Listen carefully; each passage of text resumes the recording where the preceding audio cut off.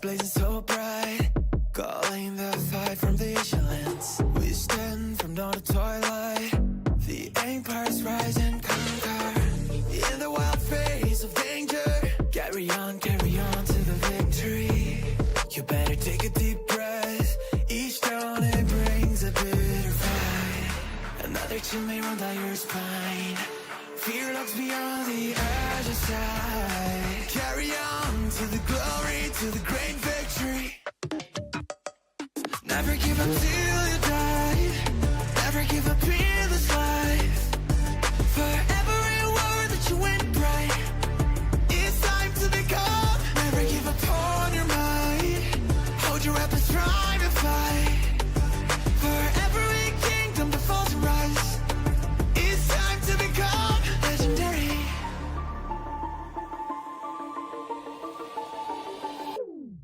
Chaos, sharpen your knife.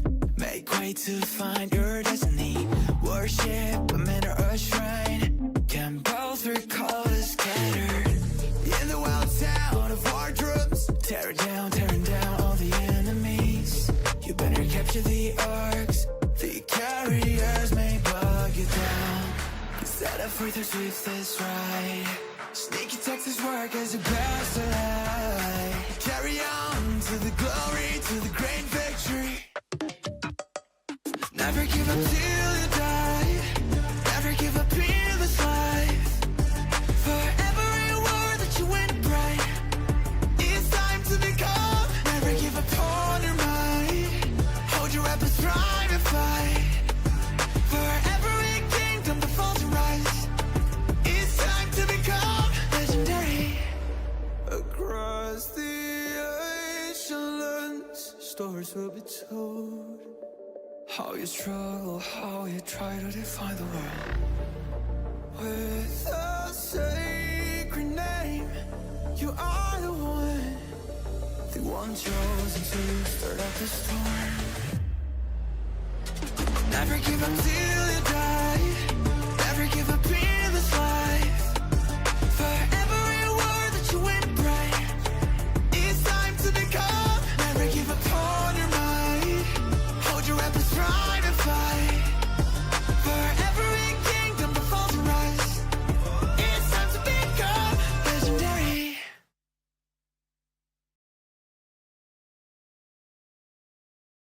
Hello, governors. Welcome to the 2024 Grand Prix Qualifiers Day 1, Game 1. I'm your host, PlotoGaming, caster and content creator for Rise of Kingdoms. And today we are going to be spectating not one, not two, but 3 Grand Prix qualifier group stage games.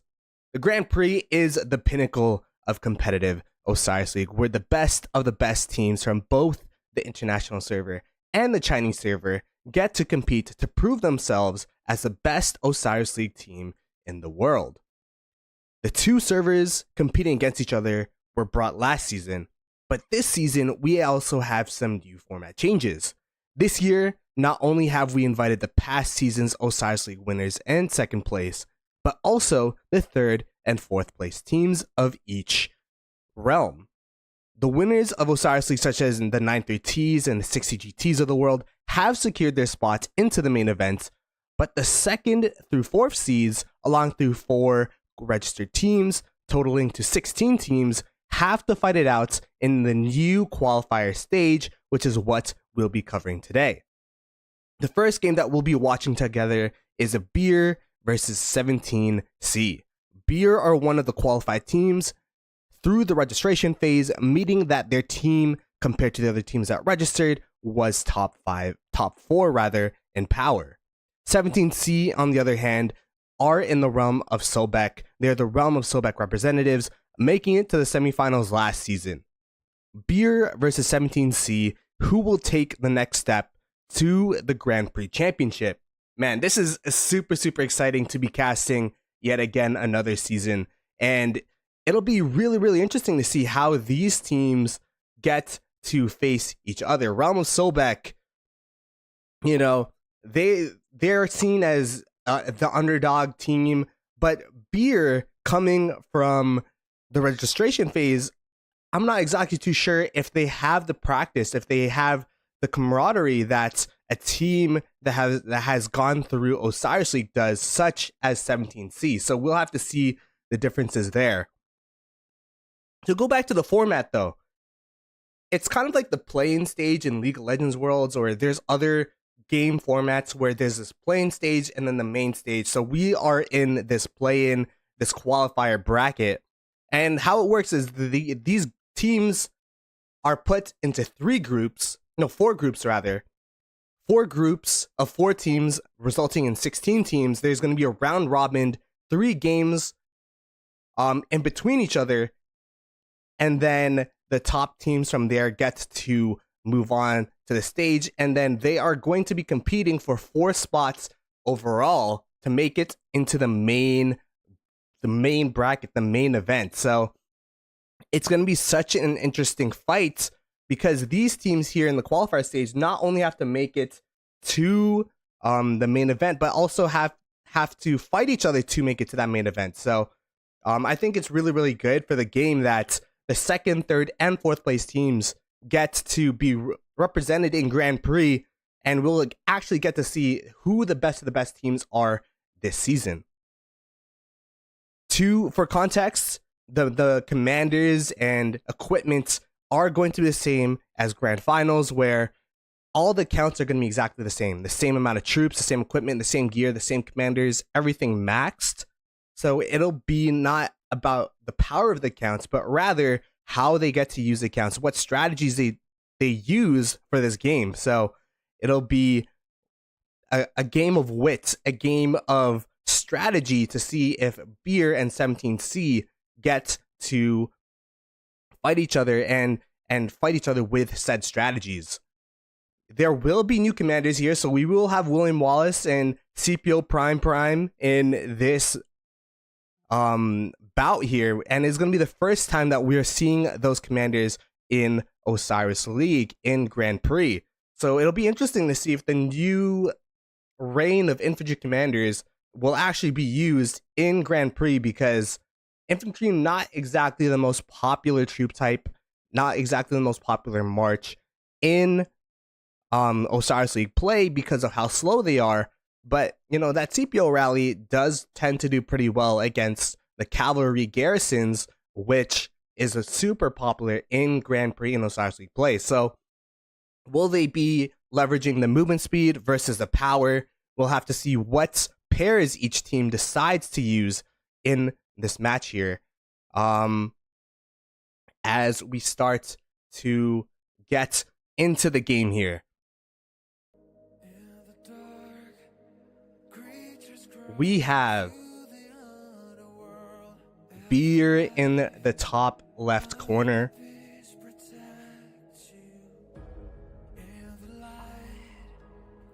You can see all of the counts having the exact same amount of power, but pretty close. Same amount of troops. With his 17C in the bottom right.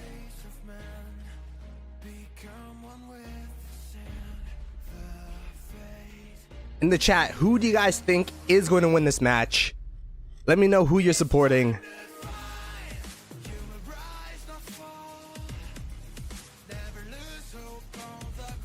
I really love this type of competition where both teams' accounts, every account is the same, because you really get to see the competitive aspect of Osiris League, and rather it being, oh, I spent more money than you, it'll be, oh, I was able to outplay you and we were able to micro or macro better than you.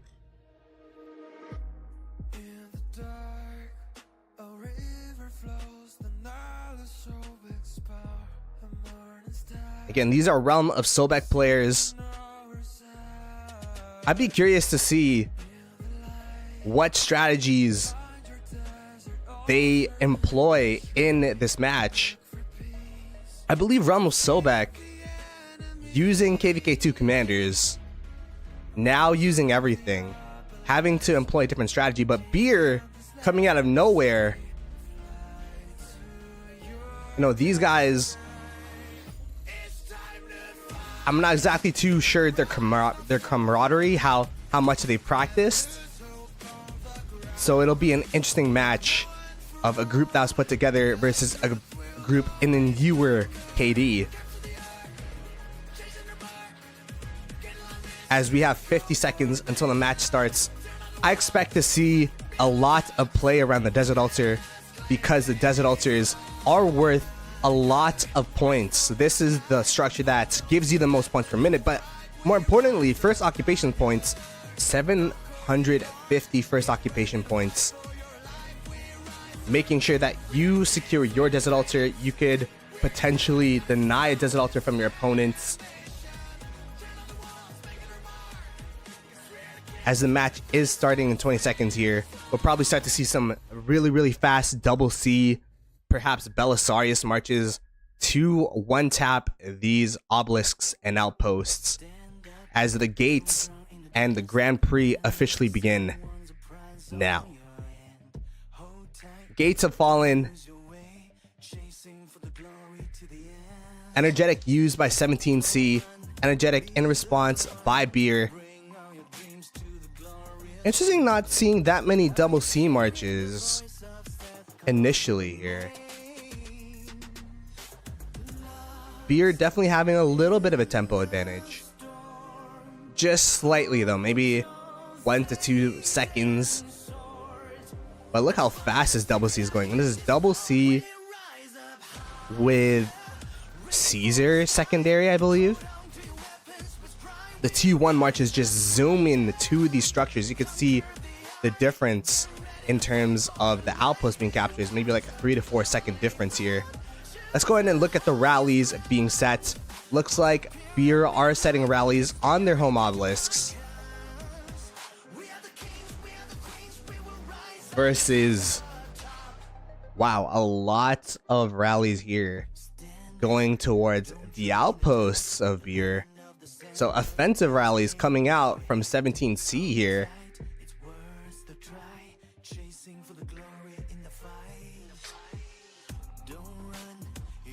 And you could start to see the stream of troops coming out to each side. Sentries placed, by the way. Sentry in the middle by Beer. We have Sentry by 17C looking at the opponent's Desert Altar to see how many troops they are placing to defend that Desert Altar. And also the Sky Altar on the other side. So I think this indicates that 17C are going to be heavily focusing an offensive towards these structures, the Desert Altar and the Sky Altar, and just want vision to see how many troops they need to bring to take said structures down. You could see the blue lines coming in though from Beer going to these opponent structures. Definitely a lot of, I think there are a lot more units in this bottom side compared to the top side for Beer. Perhaps playing aggressive in this bottom side, playing defensive on this top side. And overall, I feel like there are a lot more marches coming out from Beer. You could see that 17C still have marches getting out of base. So these are very late marches coming in to this fight. They will not be relevant for the initial altar fights here. And it's a William Wallace as well. So we do see William Wallace spotting, but it is still all the way back in base as there's 1 minute 30 seconds and the cavalry marches have already made it to their destination here in front of the Desert Altar. It's going to be a very precarious situation for 17C here. It looks like they deployed a lot slower than their opponents. And we'll have to see if they could defend their own structures or if they choose to aggress onto the opponents here.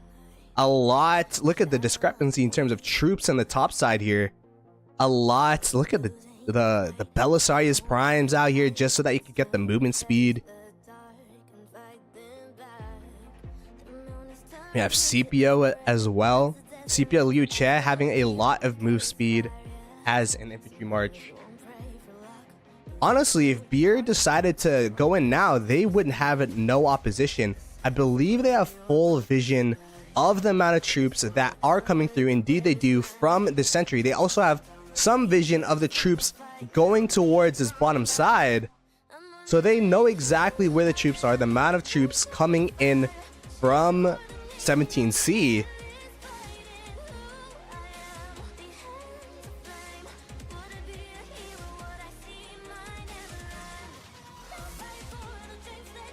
This is gonna be a rough one as the initial skirmishes have started here. Murder balling up Beer 17C. Starting to see some sad faces from 17C here. They are outnumbered, as we were talking about. A lot of their troops coming in late, which probably made the difference in this murder ball. You can start to see the sad faces coming out from 17C. Let's go. William Wallace watch. Where's the William Wallace? It is still 1 minute away from the fight. WWW William Wallace watch. As the fight is already over before the infantry units were able to get there. Same thing with the Sky Altar. So it looks like Beer having initial cap on their opponent 17C Sky Altar, which is absolutely detrimental for 17C. The garrison's still walking up.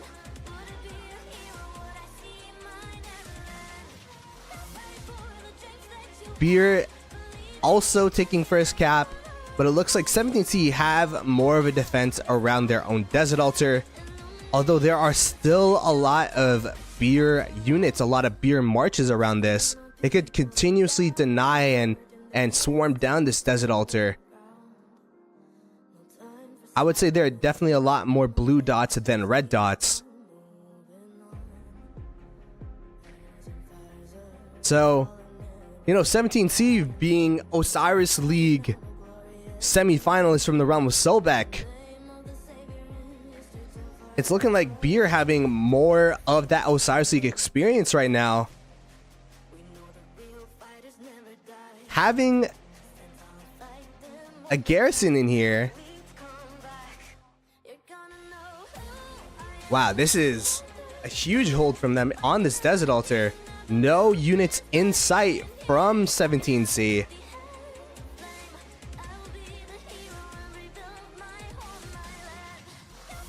For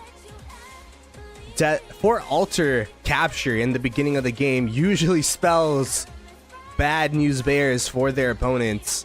And you can start to see Beer running straight towards these cities, trying to sad face. Something that an experienced Osiris League team would do is trying to make sure that they are there for the mid fight, not prioritizing the Desert Altar cap, which, you know, is fair.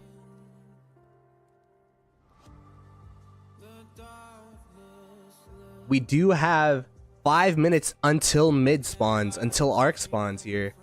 So 5 minutes until an arc fight. We see Lapu Lapu on the city wall. Interesting choice.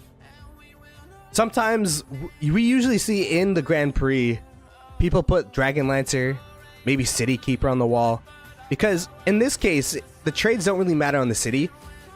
What you really want to do is delay their walk back as much as possible. Because they're resetting on your cities right now. They want to go back as fast as possible. So trying to delay that by putting the worst garrison possible on your walls is what we tend to see from the top of the top teams.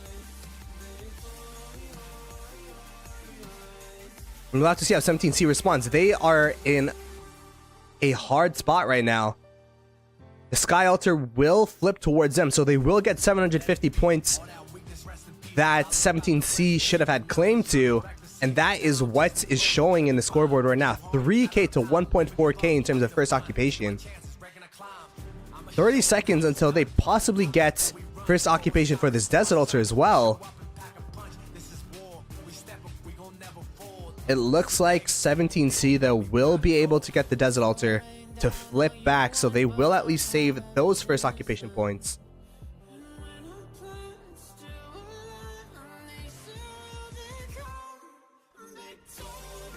So 3 out of the 4 altars now generating points, giving first occupation points to Beer.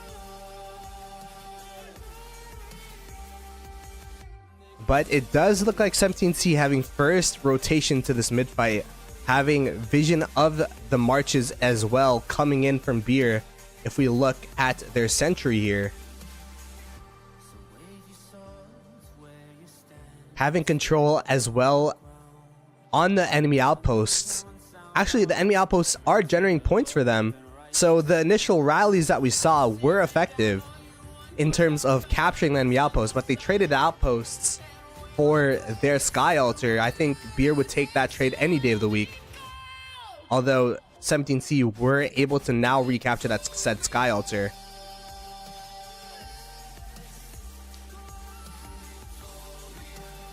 And this is going to be an interesting mid-fight. Of course, Beer having the initial advantage here, but the map has stabilized. The map has stabilized. So if 17C are able to capture this arc, that's going to be 3k points in their pocket.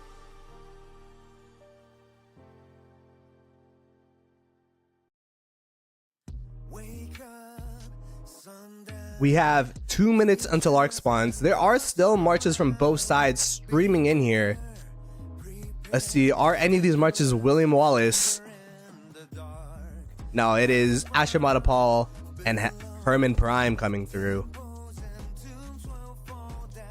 17C having the initial marches there, but I think Beer has more marches mid as of now.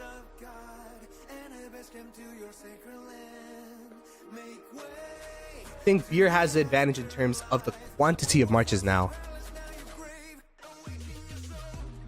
as they are starting to encroach into 17C's airspace here.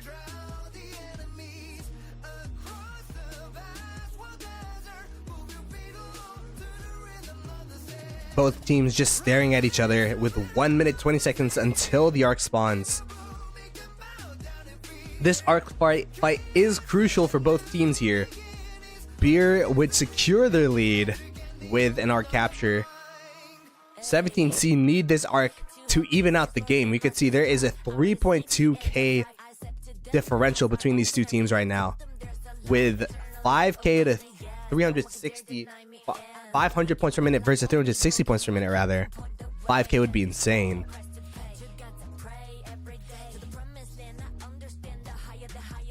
"45 seconds. This is a pretty late mid fight here. I would definitely say 17C have an advantage in terms of their positioning. Will they be able to have an arc carrier to pull the arc out of mid is a real question. I don't see a designated arc carrier in the back here from 17C. We have dust up by 17C. Looks like the fight is about to start here. Big Raga going in. Dust up in response by Beers. 15 seconds until arc spawns. Do they have an arc carrier? Will it be this Joan of Arc? We have bogged down by 17C. Arc has spawned.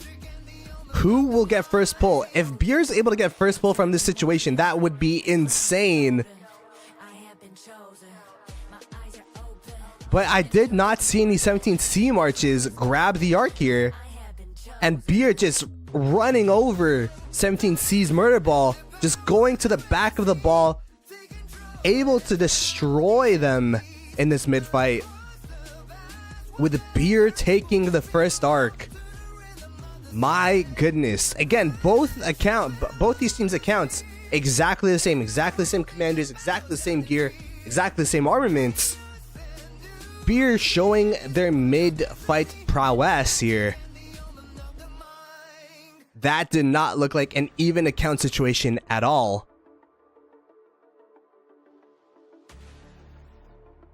Able to take control of that arc.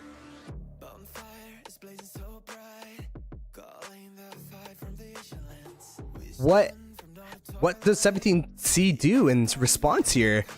It's going to be a really tough comeback if this arc is captured.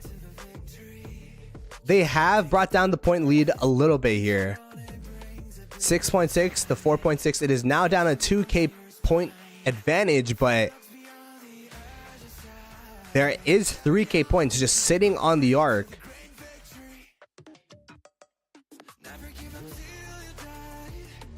Beer showing that, hey, even though we are a qualifier team, we are a team that registered together, we have the capabilities of beating the teams that have been playing Osiris League for a whole season.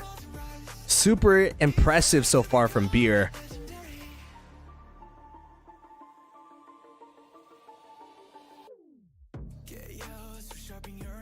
As we continue to see Beer starting to retake structures, they are aggressing onto the enemy Desert Altar here, their opponent Desert Altar.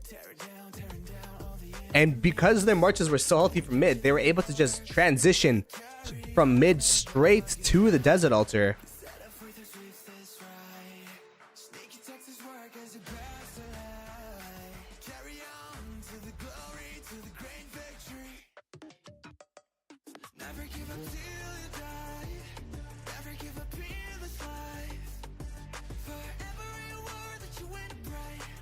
As we start to see, they sad face a murder ball, now trying to attack the Desert Altar with the Heraclius.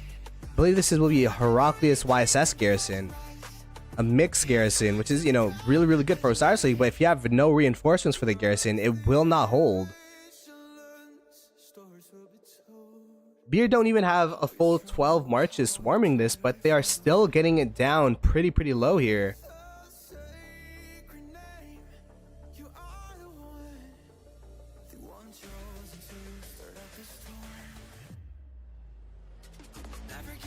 I will say, to the credit of 17C, it looks like they're able to get a couple reinforcements snuck through, but now that they have the rally, now that they have the 11 marches, or how many ever marches swarming down the structure, Desert Altar down for 17C.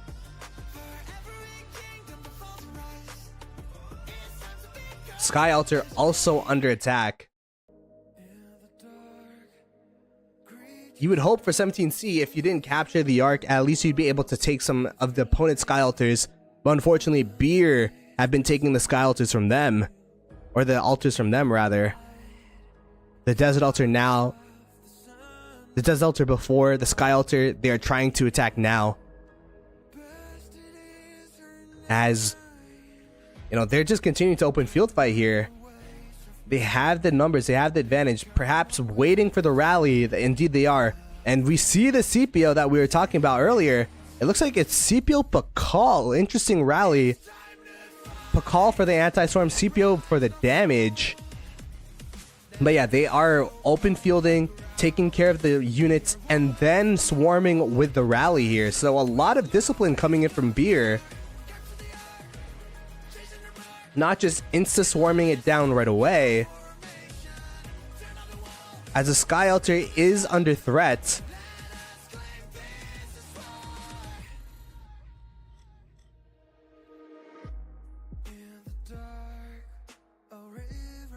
Sky Altar down. It is 4 altars to none. What can 17C do to come back from this? The Ark is being held, so there will not be as many arcs for them to come back from. They can't come back from mids because that arc kind of determines that there will at most be 2 other arcs this game with the hold right now.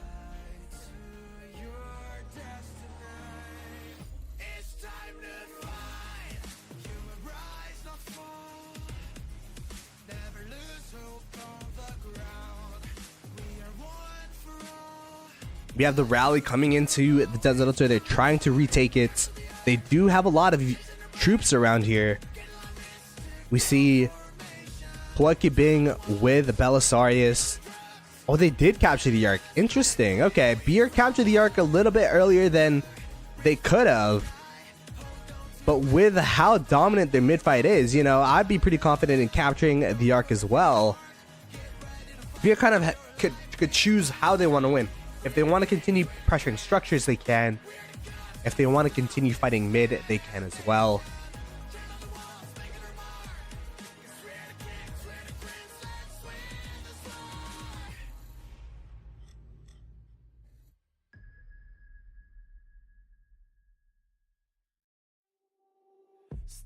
Chat, does anyone know if Beer comes from a specific alliance, a specific kingdom, or if it's just a group of friends playing? Because they look very good right now.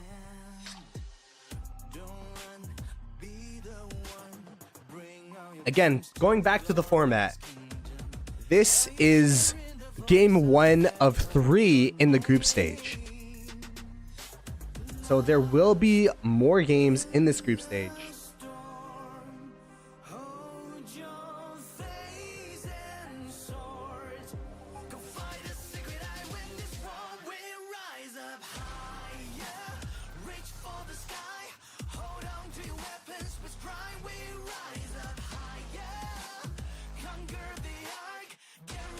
They got the altars back, but there's 6 minutes 40 seconds until Arc spawns. Looks like they're trying to sad face on the Shrine of War here. 17C taking an aggressive stance onto structures. Will that be enough to mount the comeback? Down by 5k. They need this second arc for sure to come back into this game. It's not over yet. It's not over as of yet. 17C still have, you know, a way back into this game, although you definitely want your marches to be attacking something, if not the structure, then the marches around the structure here. There we go.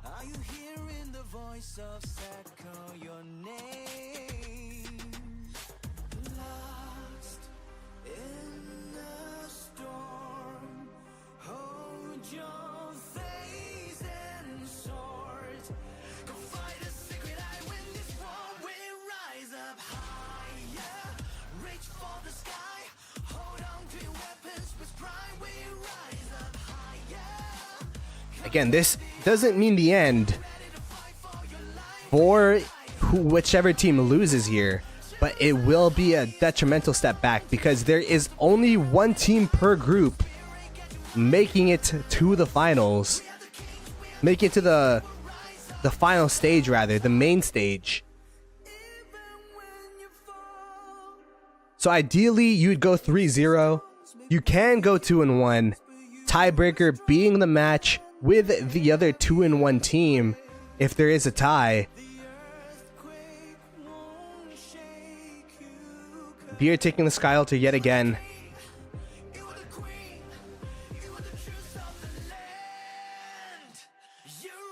If we look mid though, this is a mid fight that 17C need to win.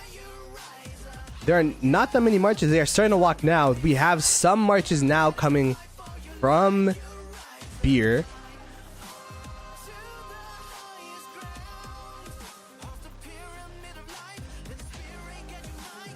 Beer is a mix, some coming from Russia. Interesting. Thank you for the context.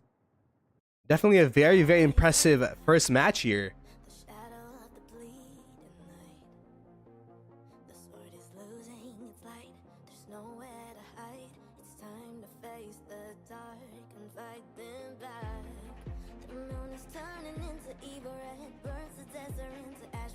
We are now starting to rotate to this Temple of Osiris. I think if Beer capture this arc, it might be game, honestly. With how many structures have been taken from them. But they've controlled 4 altars for I think most of the game here. 17C, you either have to win from structures or from mids. But Beer has been, so far at least, halfway into the game, been winning in both sides of the coin here. You see CPO, new CPO with William Wallace.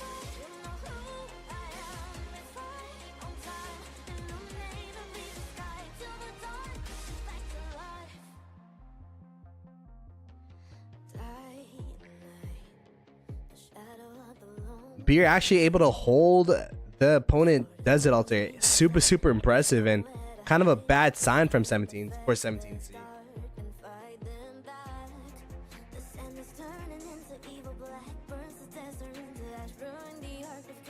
And then if we look at the Sky Altar, it is only a couple marches with reinforcements coming in. A backup garrison, I might add. With Zenobia, with YSS, I believe. Is that YSS as a secondary? As we go back to mid. 2 minutes, 20 seconds left until this mid fight. until this arc spawns, which, you know, usually triggers the mid fight rather.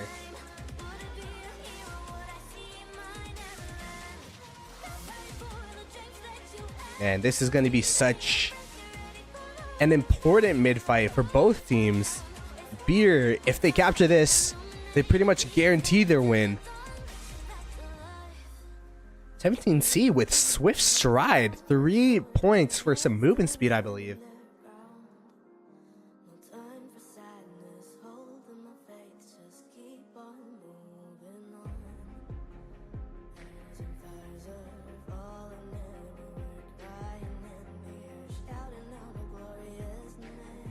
Interesting choice. I mean, I guess it is super important that you get everyone and the kitchen sink in here. So they used the 3 points to make sure that they were able to get everyone there. Not a skill that you tend to see in Osiris League in Grand Prix.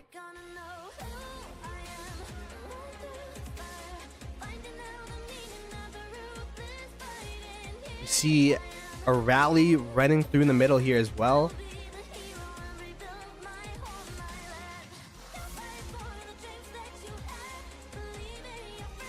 You see Solimar in first place in terms of points on Iset side and Seth's side. Safsi, Amuk, AMK. 810 points per minute to 209, by the way. Kind of telling the story of this match so far. Both teams just staring at each other right now. No skills popped, so I wouldn't expect a mid fight as of yet. There you go. Beer with the bog down. We have Total Vision as well. So Total Vision, bog down, dust up in response. But I don't know if 17C have any points for it. Oh, there you go. To the death. To the death. But that to the death is already too late. All their marches are dead already. The sad face explosion coming out from this mid fight. Arc of Osiris has appeared, and there are no red marches in sight to take this arc. A clean pull from Beer, a clean mid fight from Beer, and thus far a clean match from Beer as well.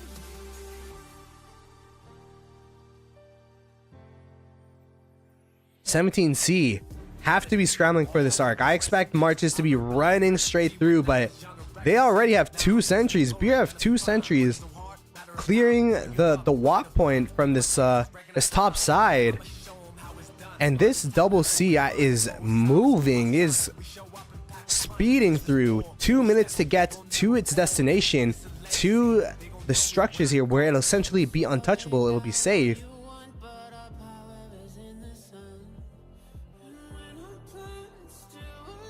It is looking rather rough for 17C right now. Let's go take a look back. To the death, dust up, Total Vision, bog down. I mean, to the death, dust up is a pretty decent combination of skills, which should, you know, give you quite the advantage. But the sheer amount of marches from Beer is showing that, you know, their mid presence, their mid fight has been throughout this game just superior to 17C thus far.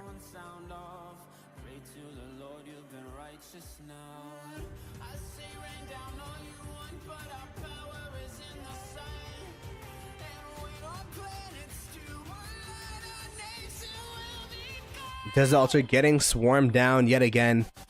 This is deja vu from the first arc fight. The mid team from the bottom side just going straight to the Desert Altar. I'd expect a similar situation for the Shrine of War, although this bottom side team did go back to defend the arc carrier. Looks like the arc will be completely secure. Desert Altar taken by Beer from 17C. If we look at the point differential right now, 7.6k point differential. pretty even in points per minute, I will say, but 3.5k points in the Ark of Osiris right here.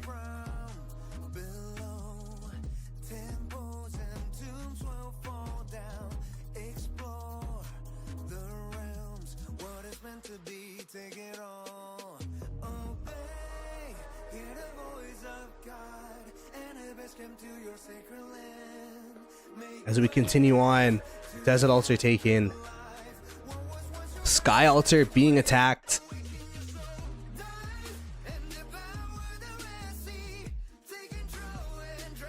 Sky Altar actually being taken by 17C in response.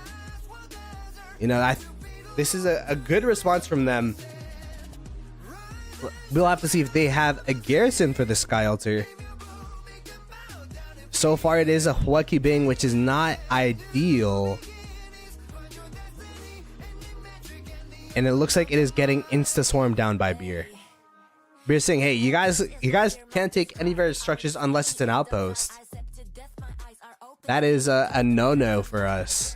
As, you know, this structure will continue to go back and forth with VV63 garrisons.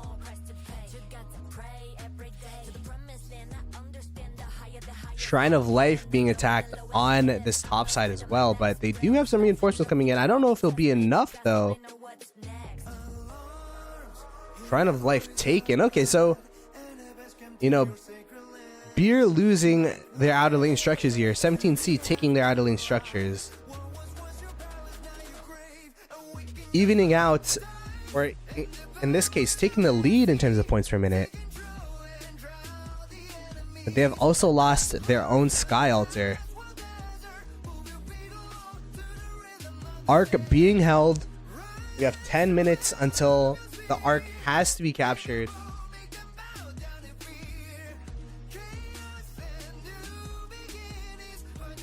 I guess we could look at some of the rallies that we're seeing. We saw CPO with Pakal. I think this is CPO with William Wallace here.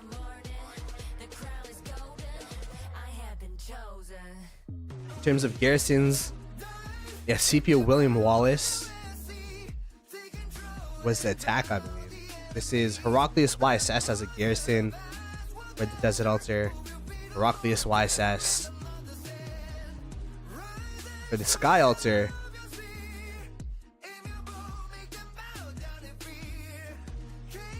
It's been Eleanor and Heraclius for Beer in the outer lane Sky Altar.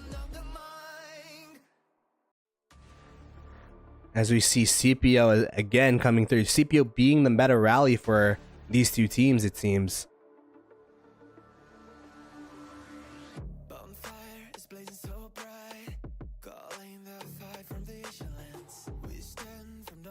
CPO with Pakal, anti-swarm, making it punishing for 17C to swarm down this rally. Although it does look like they are with this Herman Prime, they are swarming it down. You can see the poison stacks getting on the rally here. Will 17C be able to hold this Desert Altar? This is probably going to be the most even fight we've seen for this Desert Altar thus far. They are insta-swarming this rally, but are they filling the Desert Altar? The answer looks like it is no. They are actually. Oh, they're micro-filling this pretty well. Rally is down. Can they continue to keep this Desert Altar full? The clutch reinforcements coming in. Will this be a hold from 17C?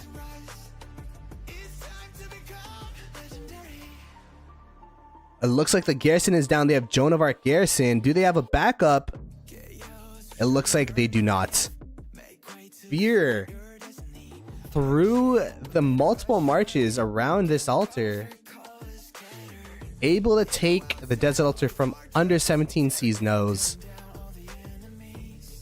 Continuing to increase their lead. The Ark was captured a little bit ago during that Desert Altar fight. So it is a 12k point differential. My goodness. 12k point differential between these two teams. 11k now. 11k point differential. And this is kind of the recipe of Osiris League here. Kind of a standard play from Beer. Just hold your own structures, take the arc, and when you have the arc, take the opponent's altars, and it's been working.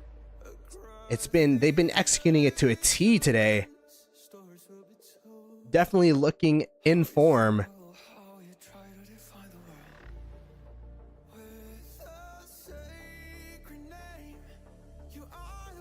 This is going to be a pretty rare situation though, because it is a group stage. Some of these teams actually are playing multiple games today. I believe later today we will be spectating 17C again versus VV63.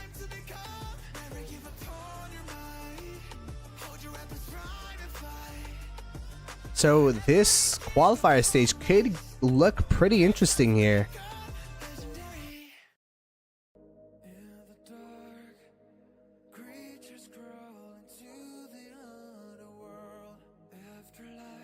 Beer is an international from a lot of different kingdoms. Apparently a lot of them are Russian.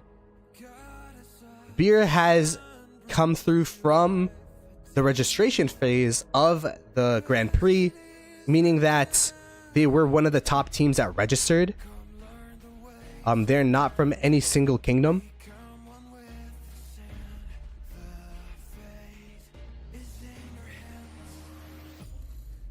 This is a good litmus test of the group though. Beer looking on top so far between these two teams. But yeah, we have to remember 17C is not necessarily out.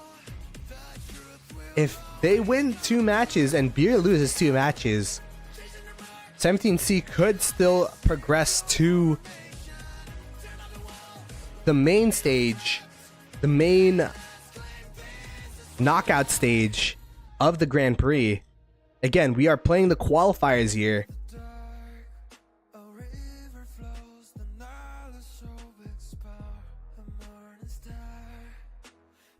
As we have 3 minutes 30 seconds until this arc spawns. I would usually be looking at a structure, but right now it looks like most of these structures going uncontested except for the Shrine of Life perhaps. Now Shrine of Life capture before the arc could be pretty, important here. Plus 5% troop health, plus 5% troop march speed, but it does look like Beer able to retake it. Swift Stride, again used by 17C.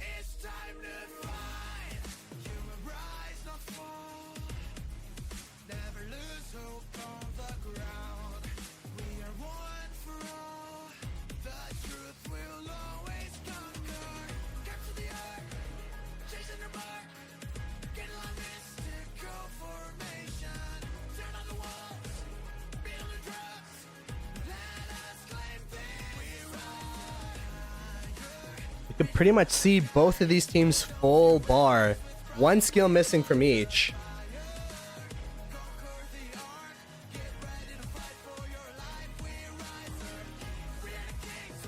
Looks like Desert Altar, they're only sending rallies to these structures here, which is, typical. Both teams going to be sending all of their marches mid. I mean, it's pretty tough to see who has more marches. You would say that it might be 17C, but I think it's just Beer's marches are all in a really, really tight murder ball versus all the marches here kind of being more dispersed from 17C. 2 minutes until this arc spawns. I'd be really curious to see how Beer contends against they versus Sobek, which is the newest realm.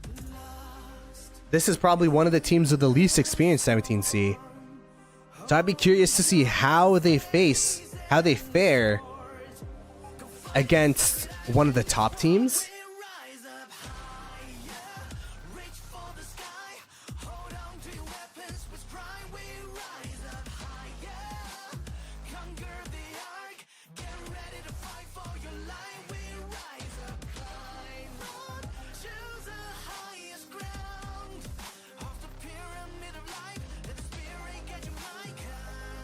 Both the murder balls here pretty much being side by side, saying kumbaya. There you go.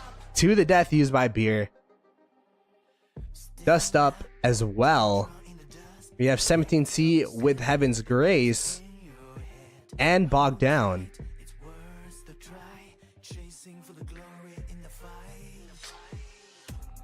Bogged Down actually not being too effective against To the Death because there won't be that much healing coming in from Beer's marches anyways. Murder Ball coming through. Sad Faces looking pretty even. Wow, wait, this is looking like the most even mid-fight we've seen so far, although, there we go, we are seeing a lot of the 17C marches now getting Sad Face. The arc spawning in about 10 seconds. Beer controlling the space around the arc here. They have an arc carrier in the back. Uncontested, it looks like.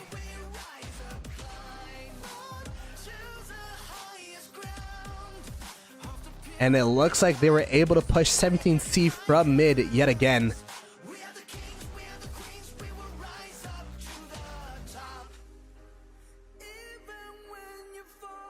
Securing the game if it was not secure already. 13k point differential with another 4k in the bank.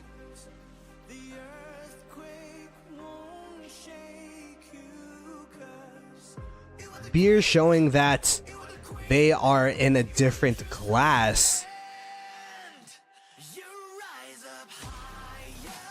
As we see the similar strategy of going straight to the Desert Altar, but they already control the Desert Altar. Some marches also going in the Shrine of Life. They've also controlled the Sky Altar, so this is looking like a very, very, very secure game for Beer here.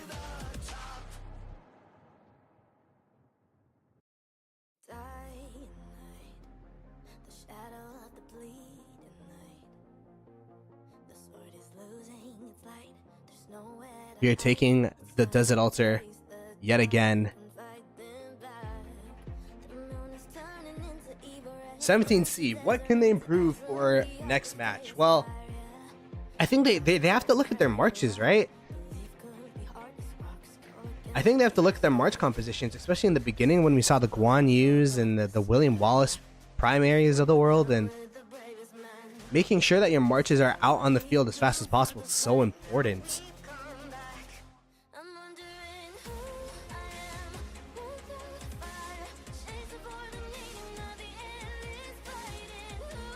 Again, as a reminder, both these teams have the exact same accounts. This isn't a developer server.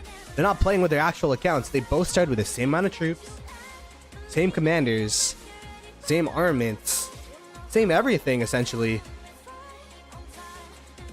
But they do not have the same score. That's one thing. And, you know, Beer has definitely shown that they know the meta. They know exactly what they're doing here.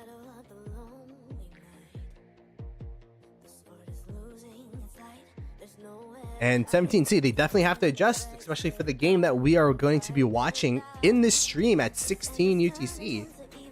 No, 15 UTC? I believe it's 15 UTC. Again, we are going to be streaming a game an hour. So, got a little bit of a Grand Prix marathon going on this weekend, both today and tomorrow, to finish up the group stage here.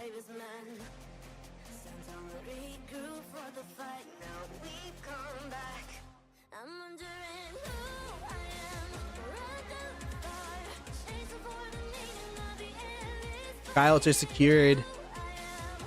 Shrine of War, though, being attacked by Beer here. This has been probably 17C's most stable structure.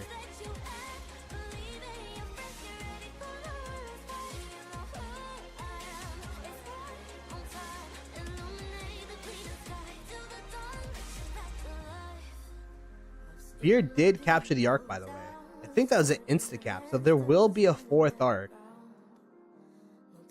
Running up the score here, but trying to get as many points as possible.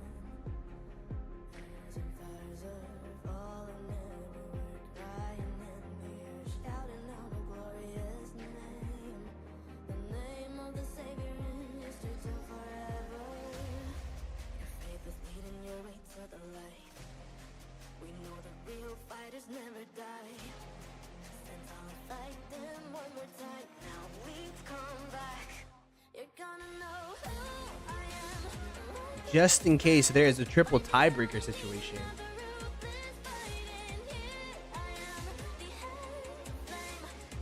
As triple tiebreaker will be determined by who has the largest margin.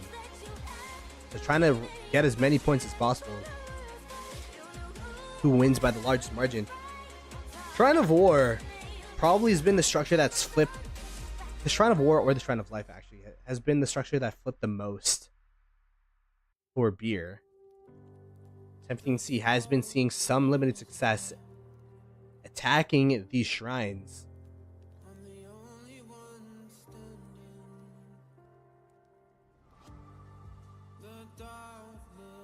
Shrine of War down.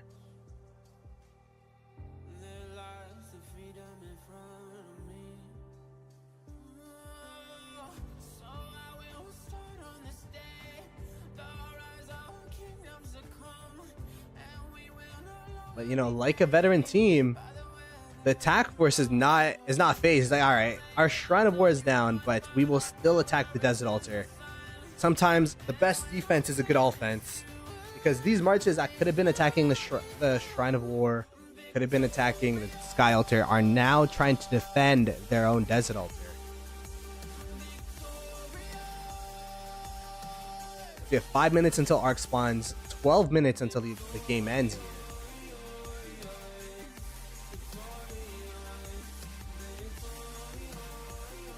As we see a double assault on these altars before the Arc spawns. Let it be, all that weakness rest in peace. I learned about the recipe when I was younger, recklessly. Now I'm chasing the glory, gonna be fine. Working so hard, matter of time. Never give up, how we define. Taking my chances, breaking a climb. I'ma show them how it's done. On the top level we run. For Osiris, for my son. We show up and pack a punch. This is war. We step up, we gon' never fold. This is legacy. They gon' know me when I go. You're taking the Sky Altar. Desert Altar is still under contention. They have a CPO Prime in there.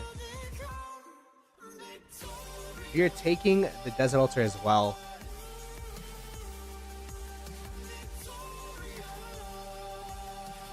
So 17C was able to take back the Sky Altar, so the altar is flipping back and forth, back and forth. It looks like 17C going for a different approach for this mid fight, going towards Beer's Sky Altar in response. Instead of going mid, they have a couple marches mid as of now, but looks like Beer's putting more priority on this mid fight. But that 17C was at least able to trade back the Sky Altar. A little win for them there, as they try to lessen the 18k point differential. And the reason why these teams are doing this is because point differential does count for a tiebreaker. So even though the match is decided, how much it's decided by is still up for grabs.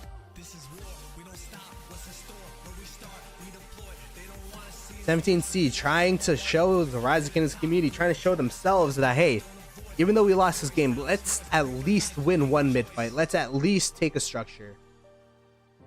Trying to have these little milestones, trying to have these little objectives so that, you know, they could continue to pursue through this fight here. We have 2 minutes 30 seconds until Arc spawns. Both teams still gathering together. 3 out of the 4 altars under contention right now. Looks like Beer will lose and 17C will be able to retake their Sky Altar. The 17C Sky Altar on this bottom side here being under attack. Eleanor Garrison trying to hold for as long as possible. They do have a couple brand spanking new marches in there that they could throw into the structure. Unless they're the Garrison, I'd be expecting that these brand new healthy marches would be march swapping for this structure here.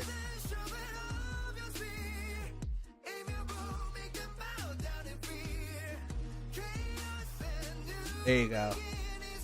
They were able to march swap one march in there. as if they're listening to my casts. I believe there is a 5-minute delay, by the way, between the reality in game and now. 1 minute 20 seconds until this arc spawns.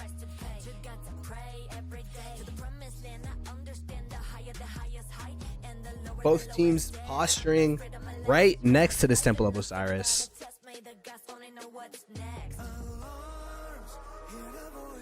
Swift stride yet again used by 17C to make sure that their marches come mid. We have total vision used by Beer. Dust up used by Beer as well. Is 17C going to be using any skills here? Looks like the answer is no, because if they were to use them, they would have used them by now. Looks like this time they're going to be trying to focus down the arc carriers. They have one individual in the back here, making sure that the arc carrier does not get a free pull. But in the meanwhile, their murder ball with no skills looks like it's getting wiped. Eternal morning, the crown is golden. I have been chosen. My eyes are open. Eternal morning, the crown is golden. 15 seconds until the arc spawns. It's not going to be a clean pull because there's one march in the back here, making it annoying for the arc carrier Beer.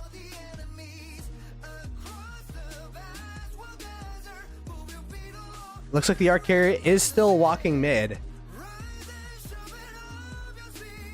Liquid Vlazor, the designated arc carrier for Beer. With the 4 arcs they've been carrying, their legs of that double C kind of getting tired walking back and forth, but it has been putting in some work. Looks like it is double C Julius Caesar, I believe. Beer again taking the win in that mid fight, cementing their victory if it was not already cemented, increasing the lead for any tiebreaker situations.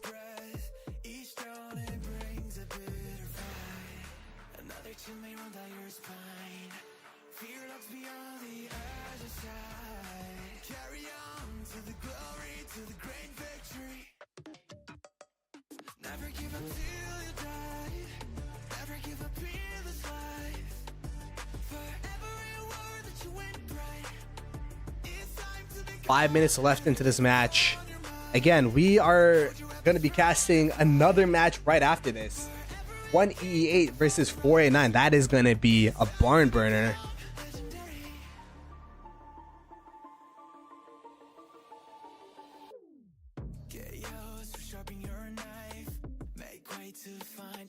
As the structures continue to get taken here, we are continuing to open field in front of 17C's home desert altar, but it's been looking like the home of Beer thus far.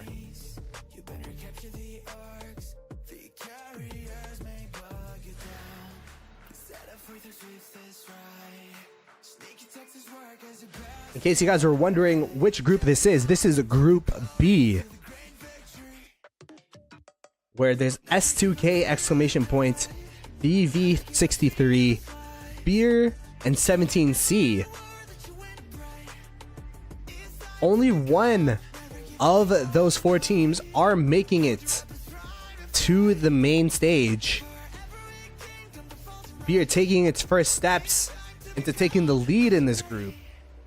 across the oceans. Stories will be told. How you struggle, how you try to define the world. With a sacred name. Arc was captured, but that will be the final arc. 4 arcs to none thus far, or this match for Beer. Point differential 740 points to 210.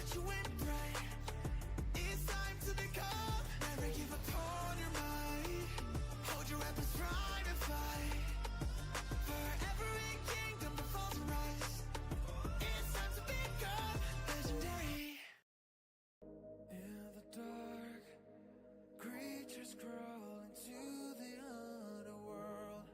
Afterlife, as we continue to watch this match here start to trickle down. The score being 41k to 17k. My goodness, this is an insane lead by Beer. And it wasn't uncontested too. 17C tried their best this match, but their best was not enough for Beer. Again, it is not over for 17C. Although they lost to Beer, it is the best team from the group, the best score. So if there's a 2-1 tiebreaker for 17C, if they're able to win against the likes of S2K and VV63, they do have a glimmer of hope. But it is not a great start for them and a great start for Beer to make it onto the main stage.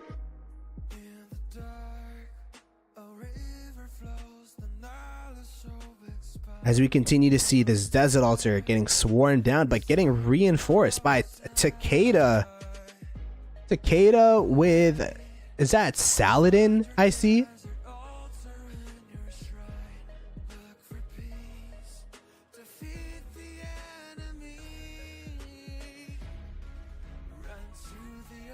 Two minutes to go.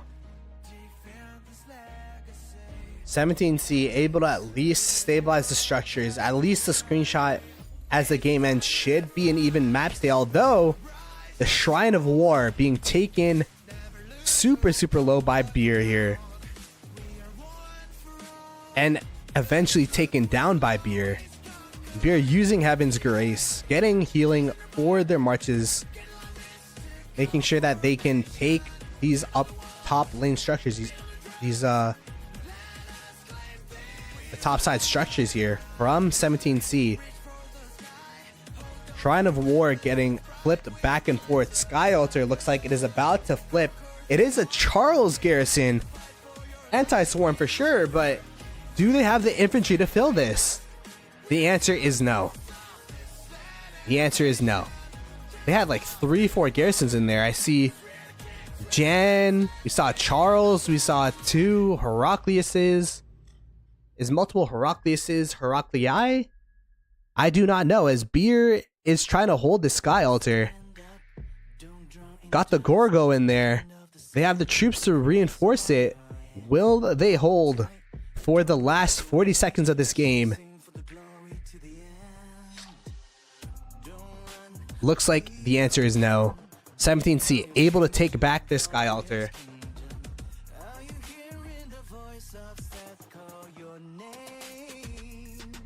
Will they be able to take back the Shrine of War? Oh my god, this Sky Altar is just going back and forth. It's ping pong, it's tennis, it's whatever racket game you want to consider. As this structure has been flipping back and forth as this match is about to end. 7, 6, 5, 4, 3. Will Beer be able to hold the Sky Altar? Indeed they were. Indeed they were. Holding the Sky Altar, dominating the game. Beer able to win 43.3k to 18.5k. A huge win, both in Arc and Occupation, and to top it off, Provisions as well. GG's to both teams. We're going to go to an intermission, and then the next game will be 1E8 rather versus 489.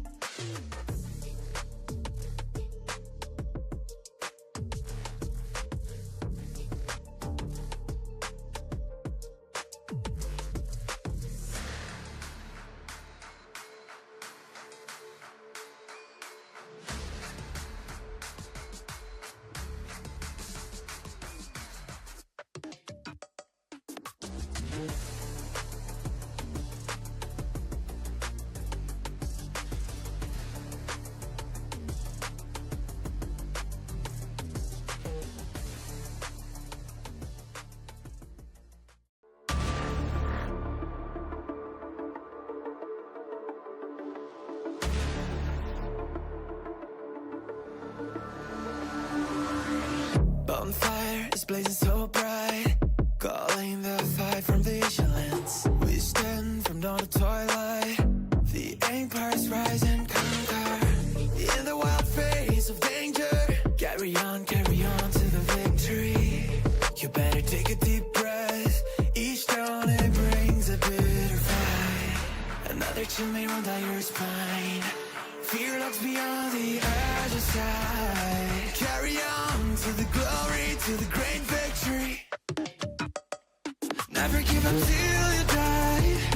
Never give up in this life. For every word that you win bright, it's time to become. Never give up on your mind. Hold your weapons, strive and fight. For every kingdom that falls and rise, it's time to become legendary.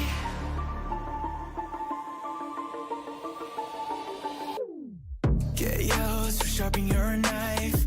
Make way to find your destiny. Worship a man or a shrine. Temples where colors scattered. In the wild sound of wardrobes, tearing down all the enemies. You better capture the arcs. The carriers may bug you down. Set up for the swiftest ride. Sneaky Texas work as your best alive. Carry on to the glory, to the great victory. Hello, Governors. We are back at it with yet another match. This time in a different group. This time with different teams.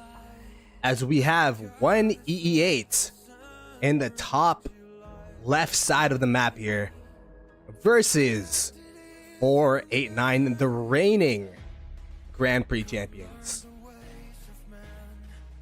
And you know, this is actually two teams that have some history against each other. As you know, 1E8 and 489 are both teams from the realm of Anubis in the international server.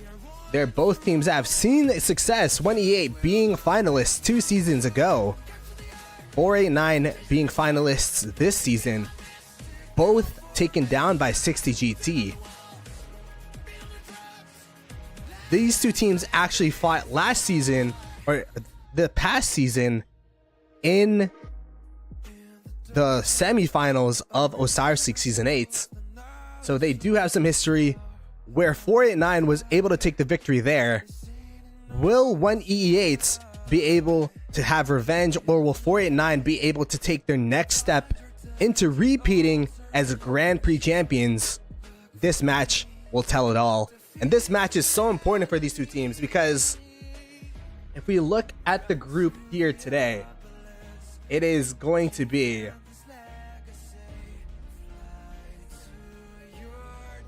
we look at the group that they're in. These two teams are the most threatening teams against each other. It is 242A, 65AC, 1EE8, and 489. 1EA, 489 definitely being the two favorites to get out of this group.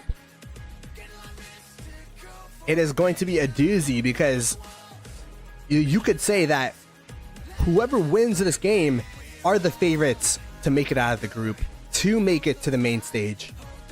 So if 1E8 beats 489 here, 489 will have a tough hill to climb to make it into the group stage, and they'll have to rely on a 1E8 loss to one of the other teams to make it in.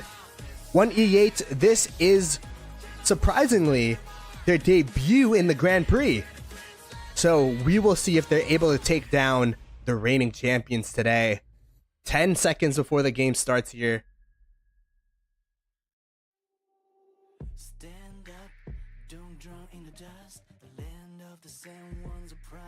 Let me know who you're supporting in the chat as we see the marches starting to come out. This is going to be probably some of the cleanest gameplay of Ark of Osiris we will see in this group stage. Both teams being known as mechanical, as you know, really good planning strategies, everything, all of that. 1E8 though is seen as a kingdom, as a team where they're limited by their counts. They're limited by, you know, they might not be the top of the top whales, not have the best of the best gear. They had some VIP 17 players in their Osiris League team. That not being a factor today, as both teams have the exact same accounts, exact same commanders, gear, armaments in the Grand Prix. So it'll be a battle of talent, a battle of strategy, a battle of skill. As we see the initial rallies come out, 4 obelisk rallies coming out from both teams. 2 of them as defensive rallies, 2 of them as potential transport rallies rather. As we start to see 489 actually taking 2 offensive sentries here, making sure that they know exactly how many marches are going mid, how many marches are going down. 1E8, known as a team that likes prioritizing this mid side here, sending some marches mid. We'll see if 489 will actually be able to see the marches come through. Looks like they see 1 march. They're gonna have complete vision, complete information of how many marches are going to the desert altar, how many marches are going to defend their sky altar. On the flip side, it looks like 1E8 going towards this top side here, trying to see how many marches are going towards their desert altar, how many marches are going towards the sky altar.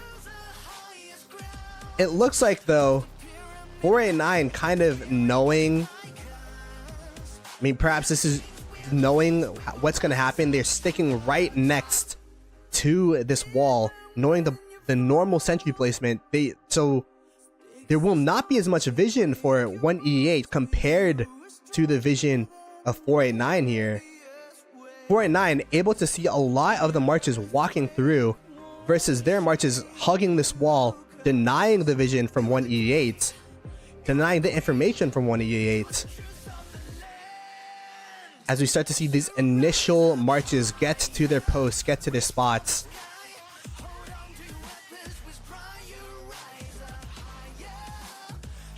These desert altar fights, I mean, I expect them to be pretty even, to be honest. It's going to be a pretty close desert altar fight here. You start to see the transport march. It is a double C, so it will be a transport march. But where are they transporting these marches? A double C indicates to me that they are planning to spread marches around this obelisk. Try to be as annoying as possible, deny some TP spots. Is this what's going to happen? Because the rally is going so far deep into the obelisk. I believe they're trying to deny the front TP spots from 1E8 here. There's no way this double C is hitting, right? It looks like the double C actually hits the structure. There you go. They have 4 marches, 4 double C's being annoying as possible, trying to deny teleport space. Did they mirror it in the bottom side? And bottom side looks like they did not. Looks like it was a transport rally to make sure that they hold this desert altar. Interesting strategy. They pretty much denied 4 marches of theirs. 489 did. 4 potential fighting marches for this desert altar take, so that they can deny some teleport spots. As we start to see the initial desert altar fights start to happen here. Initial sad phase coming from 1E8. We'll have to see if those 4 marches, those 4 marches make the difference in this murder ball. Because yes, 489 is essentially down 4 marches to begin with that play.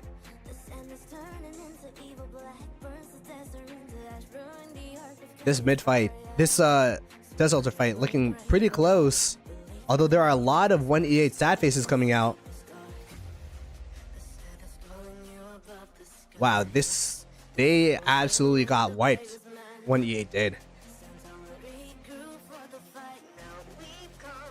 An uncontested desert altar coming from 489. This was actually pretty unexpected with the way that they used their transport rally.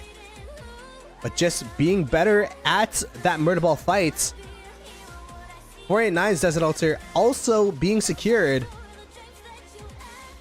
So even though, oh, that's why 1E8 indexed more troops into the Sky Altar, meaning that they were outnumbered at the Desert Altar, trading the inner lane structure for the outer lane structure.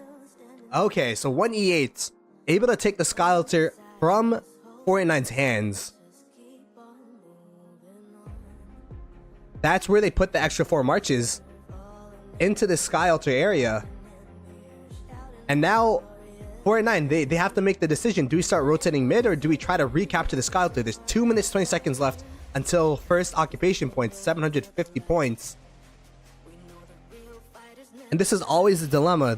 Do you give up the first occupation points of the Sky Altar, of this outer lane structure, or do you start rotating mid? It looks like they are continuing to send marches up to contest the Sky Altar. For 1E8, it's an easier decision because, you know, this is just a short pit stop to the mid fight versus a whole detour for 489. So 1E8 making 489 make the decisions, giving them the onus to mess up, the opportunity to mess up. But it looks like 489 being pretty decisive with the decision here, seeing that they still have time, 5 minutes 30 seconds until the arc spawns. So they're saying, hey, we will have a slower mid rotation, but at least we'll be able to deny the first occupation points. 750 first occupation points. 1E8 desperately sending some reinforcements into this structure, but with 1 minute 10 seconds until this structure flips, it should be safe for 489 to hold.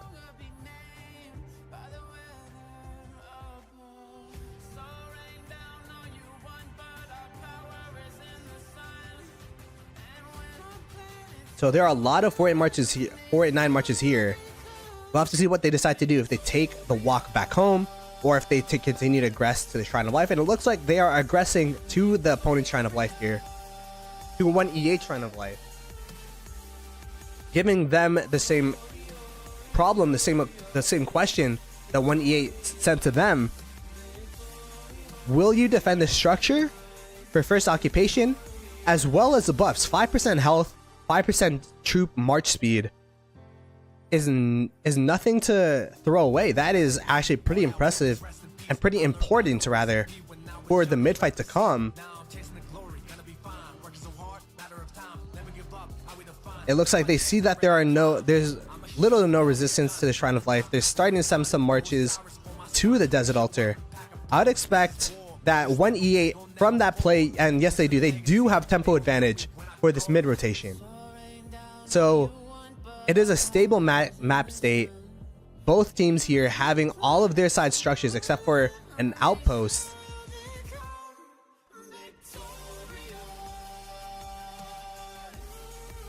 Leading to 1E8 having first rotation mid, but it looks like the Shrine of Life may go down here. They do not have the reinforcements for the Shrine of Life. They have one player around. So 1E8 now have to decide, do we try to retake the Shrine of Life? There is a garrison as well, Eleanor of Aquitaine. This is going to be a tough retake for 1E8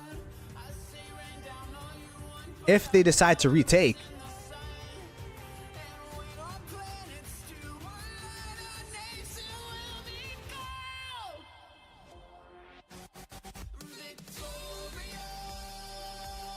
It looks like they are deciding to go full mid to begin with here.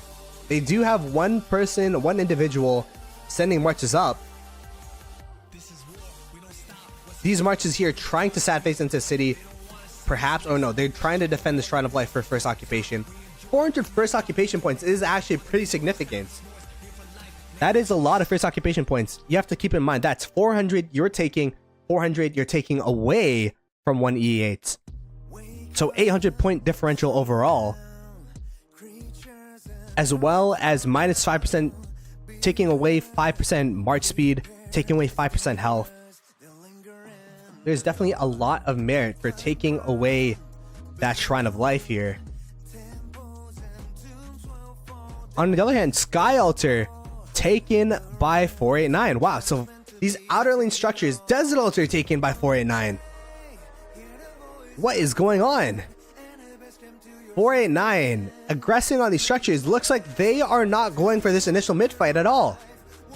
188, their whole plan, their whole philosophy was to plan for this initial mid fight. 489 saying, hey, okay, you could go for that mid fight. We're gonna go ahead and take 4 altars. Look at that. Sky Altar about to flip for 489 here.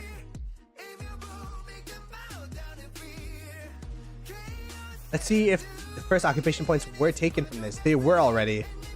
So it's not that huge of a capture and that huge of a flip, but it's still a flip for 489, and it looks like they're continuing to hold here.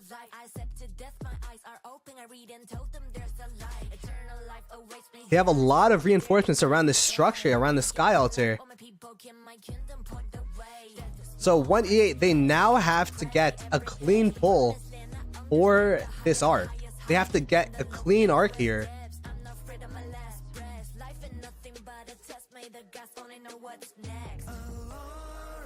As look at the points per minute. 489, 710 points per minute to 50 from 1E8. Showing the differential of priorities, the differential of styles right now. 1E8's going mid, 489 going structures. 489 looks like they are going to contest this mid fight though. It's not going to be a free pull. Does 1E8 have enough marches here, or did they over-index on the defense? They did use sneaky tactics. So these marches are unseen by 1E8.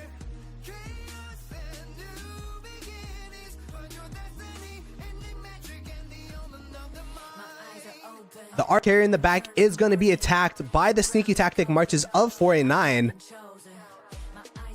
The count's name is Double C March, but that Double C March is going to get a surprise with the sneaky tactics. This is not a clean mid fight at all for 489, for 1E8 rather. 489 delaying that arc cap as they continue to extend the lead. It is now more than a 3k point differential.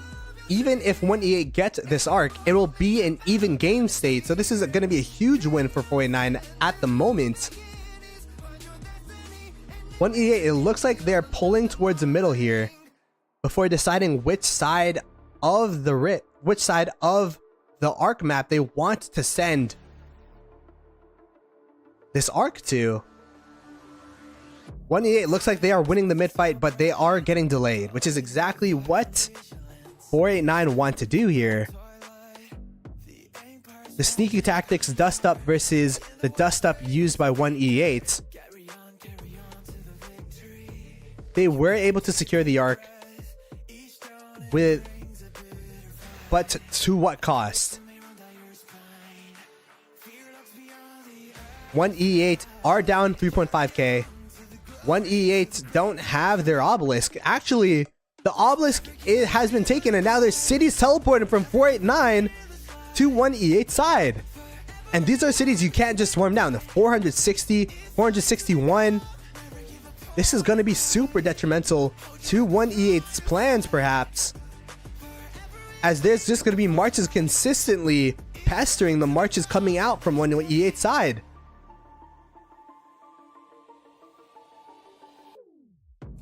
.49 having 4 altars, having cities teleported onto the opponent's obelisk here. I was about to say, they denied teleports on this top side, but not only did they deny, they took teleports from that top side from 1E8. My goodness, sneaky tactics into another sneaky tactic of taking the obelisk. 1E8 perhaps being too focused on that mid fight, too focused on trying to take back their structures,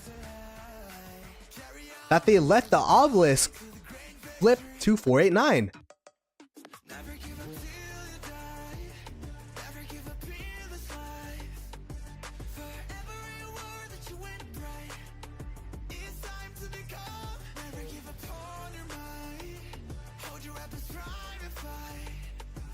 .1E8. The one win that they got out of this is that they got the arc. They could control when and how many arcs there will be this match. when the arc is captured, the tempo of the game, so they definitely can stabilize, but having 5 marches in the back of your top side when that could have been teleport spots for your own team, that's going to be a tough one to crack, especially because 1E8 are known for the provisioning. These cities back here could pretty much deny the provisioners from the top side here. It is going to be so interesting to see how 1E8 come back from this opening here. It's not a game over, a game done whatsoever, but it is a great start from 489. Seeing that 1E8 wanted to go mid, wanted to take those fights, wanted to take those arcs, went structures, and even took the obelisk. This Sky Altar has been in 489's control, 489's grasp for so long now.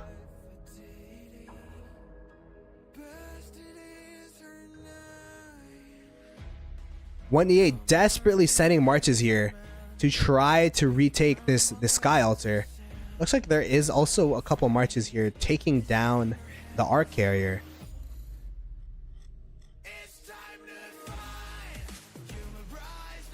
.1E8, if you do go mid strat, you know that is a winnable strategy in Arc of Osiris, but you need to at least keep your altars. Desert Altar they were able to keep. This obelisk is continually getting swarmed down, denying the teleport space on this top side. It's interesting that the top side's actually the one kind of holding the structures when they have 4 marches in the back of their obelisk. 5 cities rather in the back of their obelisk. They have cities that can't even teleport onto this top side. It's going to be so hard for this top side to continually hold and attack the structures of 489. Looks like though that this Sky Altar finally will be going down. Although they do have a lot of reinforcements coming through. Arvik's coming in with some troops. 1E8 opting in with the Archer Rally. It was Henry and I would guess Ashurbanipal taking down the Sky Altar, able to recapture the Sky Altar, try to make back the points per minute here. And it is almost a 5k point lead for 489.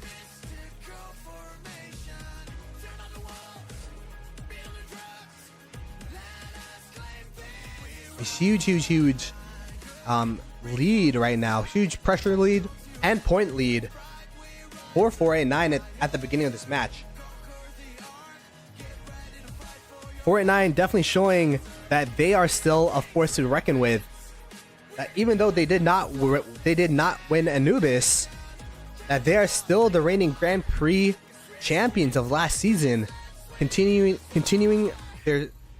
to continue their streak rather, trying to repeat as champions here.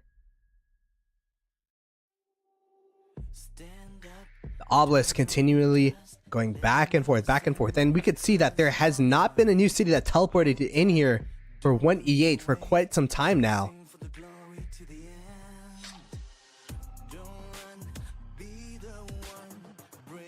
Which is why this Desert Altar will be in 489's control for a majority of this match.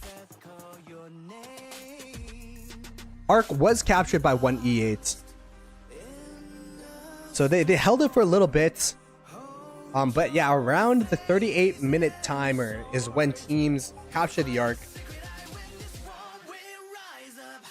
But man, 1E8, I guess they have to go Arcs now because they can't go structures. They don't have the teleport space. They don't have the obelisk to go structures. They have 1, 2, 3, 4, 5, 6, 7, 8, 9 cities on this top side versus 5, 6, 7, 8, 9, 10, 11, 12, 13, 14 cities. 14 cities on the top side of the map for 489 here. You know, 9 versus 14, you would not take those odds usually in a fight. And they will have to continue walking. You could see marches walking to the top side from spawn. 2-minute walk just to get to a relevant location is not ideal at all.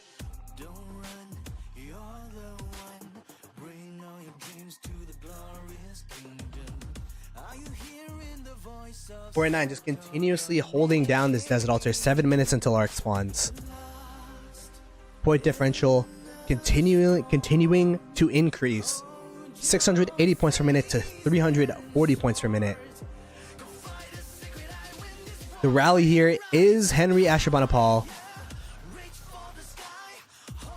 but it is getting swarmed down by 4-9, and it looks like 4-9 will be able to hold this.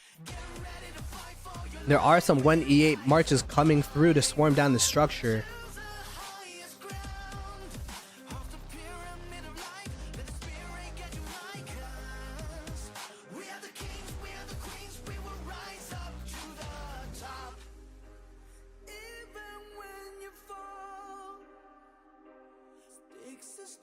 May break your bones, but you are stronger than the heaviest waves. The earthquake 4-9. Looks like 1E8 against all odds were able to recapture the Desert Altar. Even with marches coming out from behind the obelisk here. Able to recapture the Desert Altar. Kudos to this top side. This is a really hectic top side of the map here. 1E8 trying their best to stabilize. Trying their best to continuing to aggress on the Sky Altar to defend the Desert Altar, but it's just way too much because they can't even teleport cities into this top side anymore.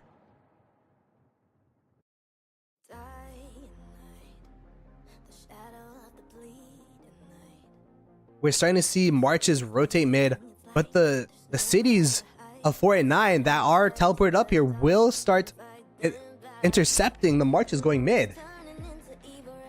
This is actually a huge play from these players. One, they'll see how many marches are walking mid. Two, they could actually start to wither away, start attacking and making the marches low before they enter the mid fight. And it looks like this time 4-9 will be fighting for this arc. 4-9 up by about 160 points per minute to 550. My goodness, both the altars have are not generating points of 1E8 right now.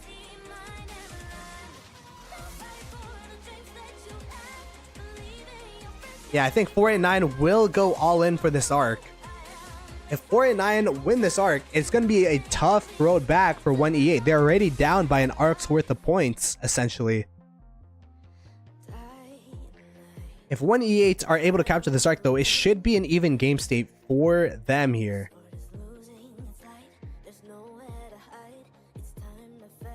I actually really enjoy and appreciate what 4-9 is doing with these 5 cities here. They could teleport more, but they chose not to because they still need marches to defend the Sky Altar, defend the Shrine of War. But these marches are playing interference, making sure that, like, look, they're making sure that these marches of 1E8, as they go mid, they are going to be low. And what do? They're half health, they're low, they're red, but you can't walk back home because their cities are all the way back in their spawn. It's gonna take a whole arc fight and a half for these marches to refresh. This is an absolutely huge play because these marches just walk back and then they just instantly refresh. And I don't know what 1E8 can do for this mid fight.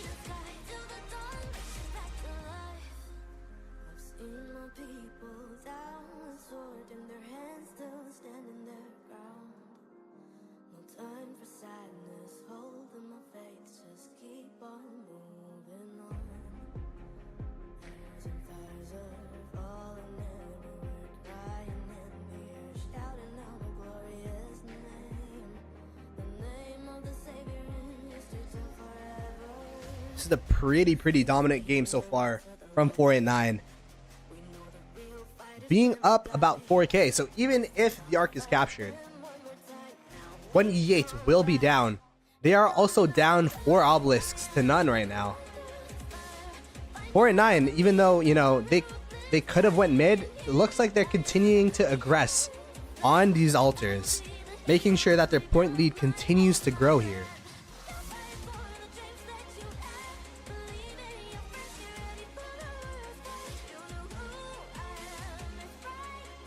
And now there's so many marches mid for 1E8, but what can they do?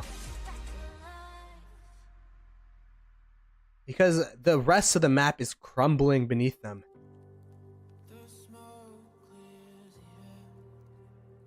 Desert Altar taken. Sky Altar taken. It looks like the Desert Altar is going to be taken back at least.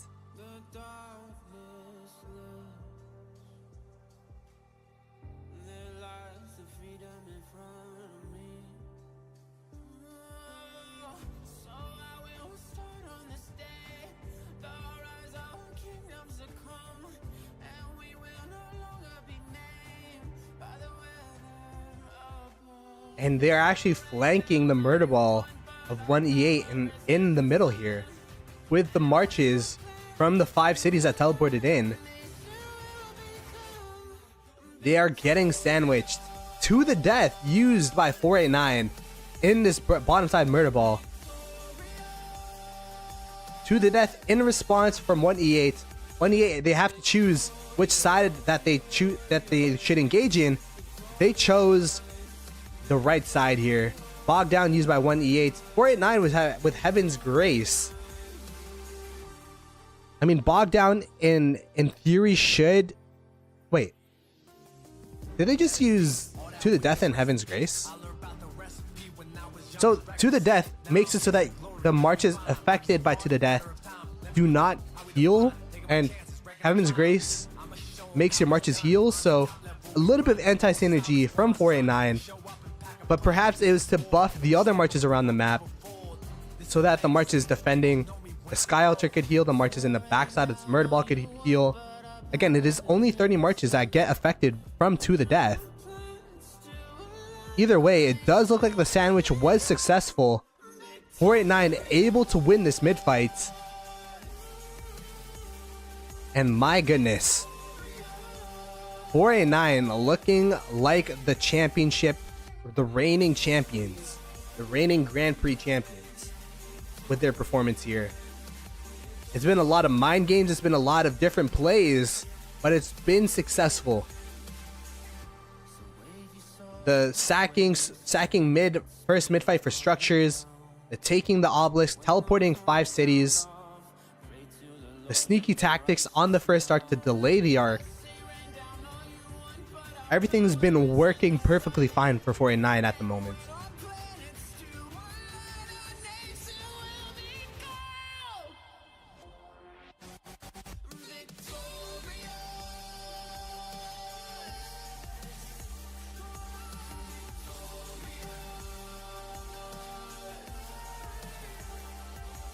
This is war, we don't stop. What's in store? Where we start, we deploy. They don't want to see us win, so we will show them all the voice to the top. And for 1E8, I think they actually need this arc.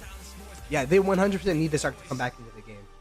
And you can see that they know that. They're starting to sprint marches down to the arc side from both sides here. Where will 489 decide to go? It looks like they're deciding to walk down.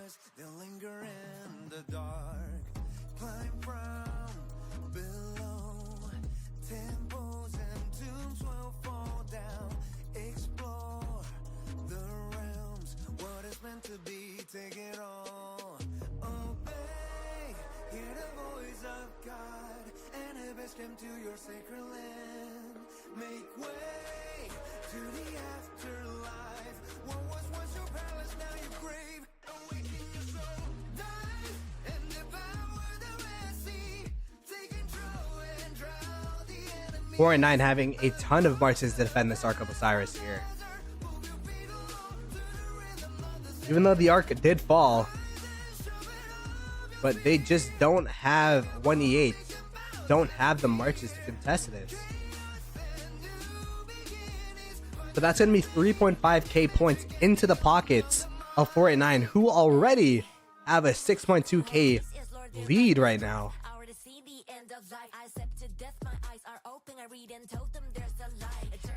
awaits me, yes, no one can dare deny me. I'll gladly give my life, all my people keep my kingdom point the way. That's a small price to pay. You got to pray every day to the promised land. I understand the higher the highest height and the lower the lowest depths. I'm not afraid of my last breath. Life is nothing but a Sky Altar. Looks like everyone from 1E8 are around the Sky Altar, and they were able to take it.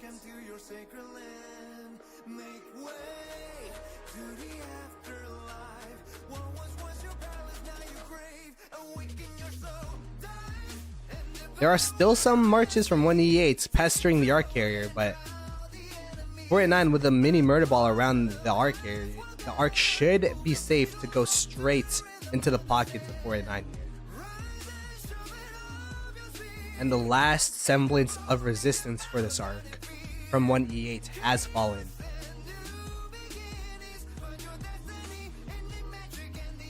So you can see the detriment to taking that obelisk.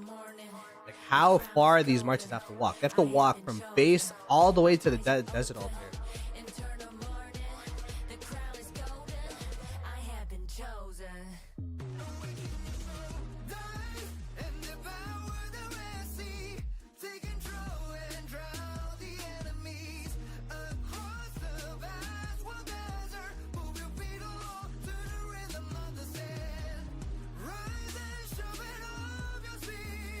As 489 continuing to hold the desert altar here, continuing to hold the lead.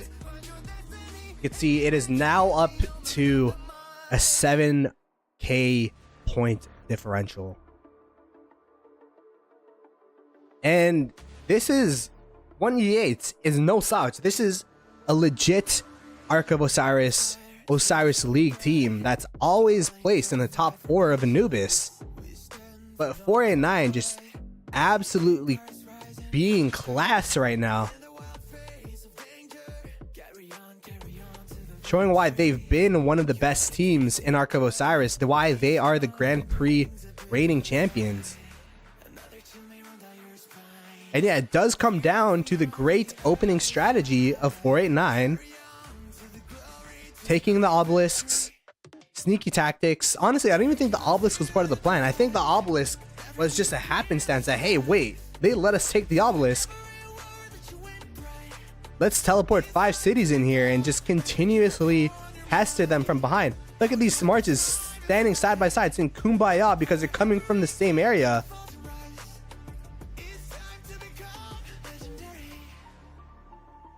Dust up used by both teams here.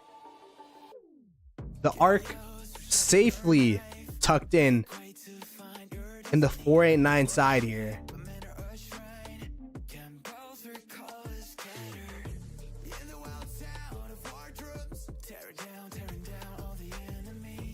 "23 minutes to go, down by what is approaching an 8k point lead for 489. Now, this doesn't mean it's over for 1E8. If 489 somehow loses the 2 other games in this group, 1E8 still have a chance, but with the form that 489 is in, I think they will be the team that makes it to the main stage.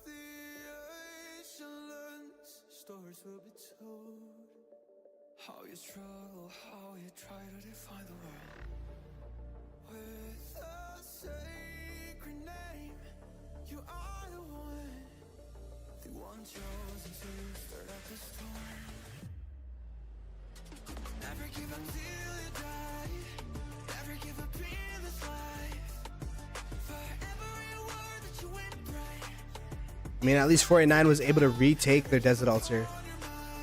But yeah, you can see even the outposts are so easy to take for 489 because of the amount of, units, amount of cities that they have here. This doesn't even seem like 1E8's side anymore with the control that 489 has. The marches, roaming around, attacking marches as a 1E8 gets out of their own cities.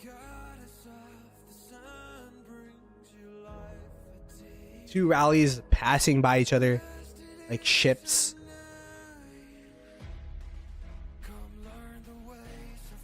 See Scipio with... I'd be curious to see what that Scipio is paired with. There's so many animations that I can't even see.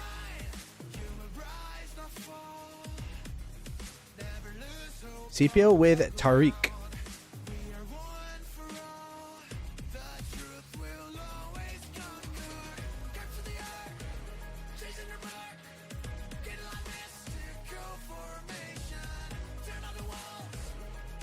As 1E8 are able to at least defend the Desert Altar here. I think there will be a guaranteed third arc though.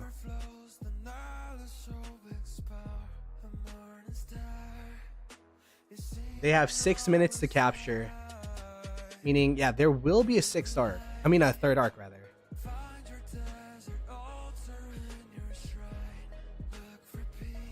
Shrine of Life being contested. The Nevsky Garrison trying its best. But the Cav marches, all the Cav marches from 489, plus one Heraclius, two Heracliuses. No, two Hermans rather, Herman Primes.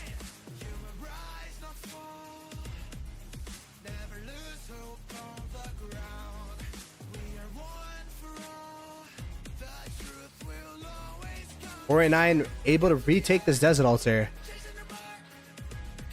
And I think this has been the name of the game. This top side's been struggling because of the obelisk take of 489.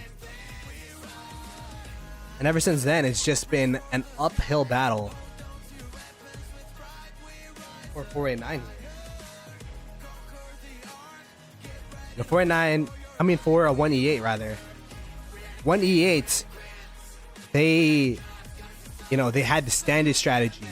We play standard, we take the Sky Altar to begin with, we take back the Desert Altar and we go mid and we'll have mid tempo. But mid tempo doesn't matter if your opponents don't go mid, and that's what 489 decided to do. They're like, hey, we're gonna go structures. With your mid tempo, you can take the first arc if you want to. But we will take your obelisk, your Desert Altar, your Shrine of Life, and we will take the game as it looks like right now.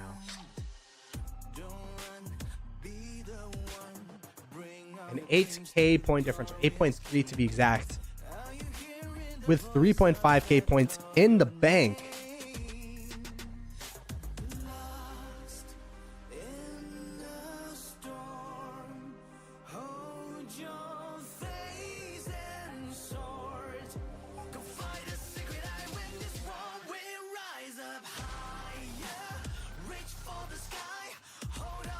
Sky Altar being held by 489 as well.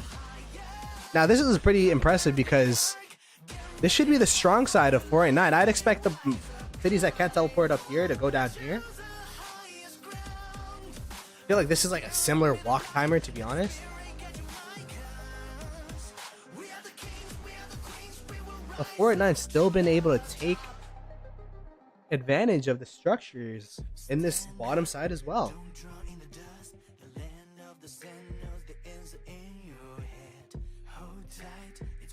And it's not just now because the game's been over, but this Sky Altar has been flipping back and forth, and that's because 489 has been focusing on the structure game.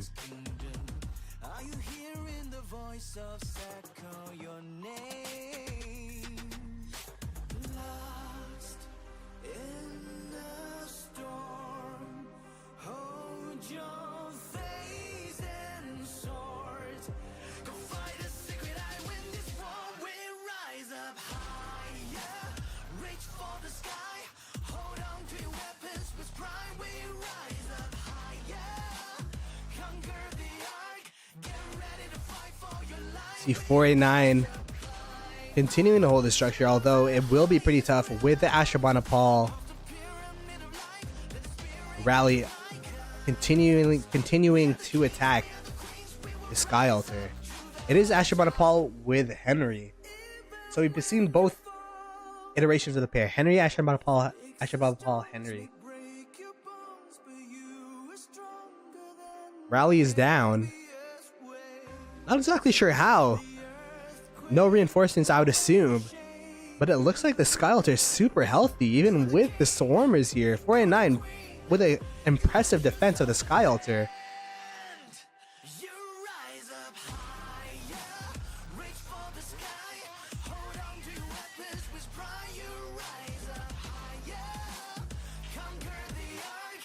The garrison has popped for 489 though.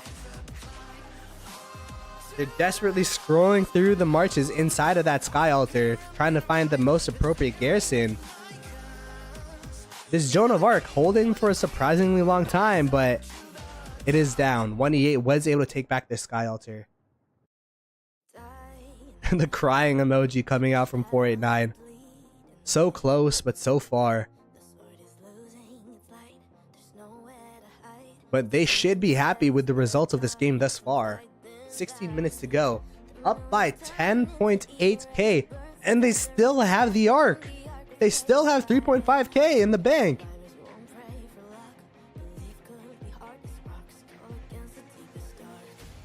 So this is looking like a dominant win for 489. And if you're 1E8, you have 2 more matches to play at this group stage. But the thing is, your fate is not under your control anymore. You have to hope and pray that 489 lose the 2 matches that they're fighting against. The 2 teams that they're fighting against. But with the form that they're in, I think that is very unlikely.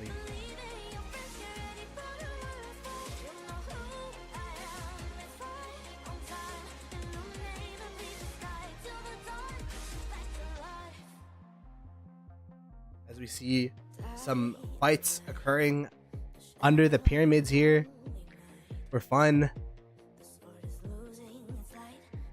The Arc was captured, so there will be an Arc in 8 minutes, a final Arc of Osiris fight.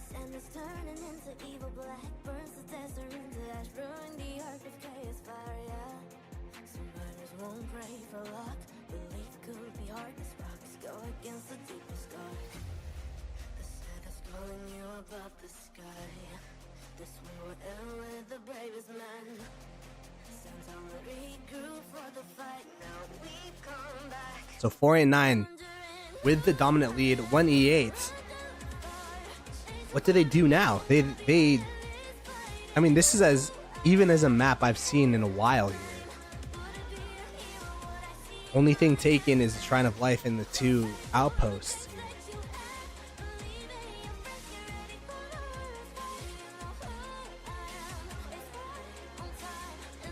Are any of these teams using William Wallace in an open field pair?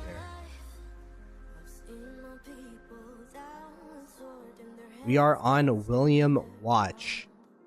William Wallace Watch. WWW. I think you'd usually see either William Primary or Liu Jie Primary.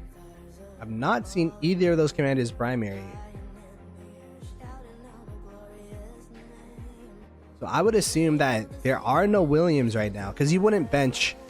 There are a lot of CPO primaries, but yeah, you would see the Liu Jie behind the CPO. You would not bench Liu Jie for William Wallace. And this is what I was talking about last match, is making sure that you have the Dragon Lancers as a city garrison so that your opponent's sad face as slow as possible. Yeah, no William Wallace compared to last match where we saw a couple William Wallaces. Not too many, but a couple William Wallaces. 1E8 had provisioners out, but I don't think they could provision from a 14k point differential. And it all comes down to the opening play, the opening strategies of 489.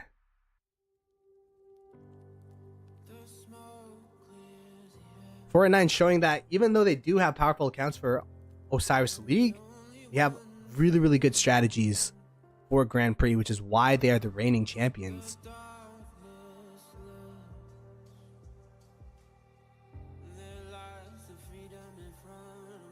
Yeah, WW is very slow, which is why I was surprised to see him used last match. I just want to see these 2 teams could be considered some of the top teams. I mean, 1E8 is definitely a top 10 international server team. So yeah, William Wallace not meta for Ark of Osiris gameplay. You can see the 4 March setup here. It is Joan with Belisari. Is that Belly? Herman with Zhuge Liang. We have Scipio with Liu Che, and we have Nevsky with William.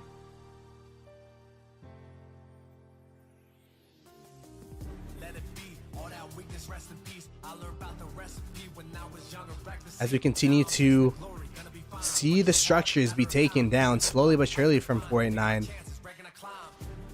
Sky Altar being held. Desert Altar being held. It looks like the only main structure being attacked right now is this 489.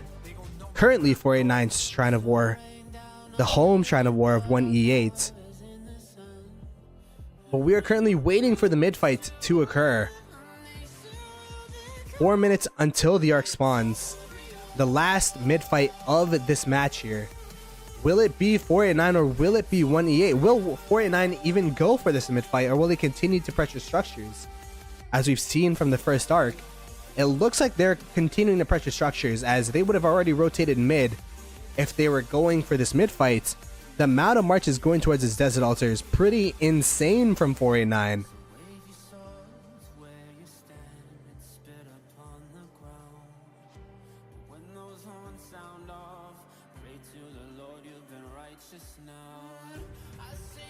Insta swarming down this Desert Altar. I mean, there's 1 march swarming it down. Not ideal. 3 marches now.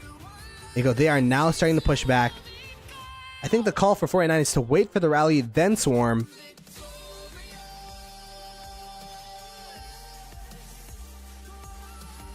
The rally's coming in. It is Scipio, I believe Tariq. Yeah, Scipio Tariq for this infantry rally. And now they are starting to swarm down the structure. Scipio Tariq versus Eleanor. I would assume why Eleanor Heraclius for the mixed troop garrison here. The rally is getting pretty low. It is getting swarmed down from 1E8. So the rally will go down. Will 489 decide to continue swarming, or will 1E8 hold this? I think 1E8 do hold this with the amount of troops that they have around this specific Desert Altar. But it is getting pretty low. There's Eleanor. Hopefully there is a backup garrison. But regardless, I think there are enough 1E8 marches to hold this Desert Altar.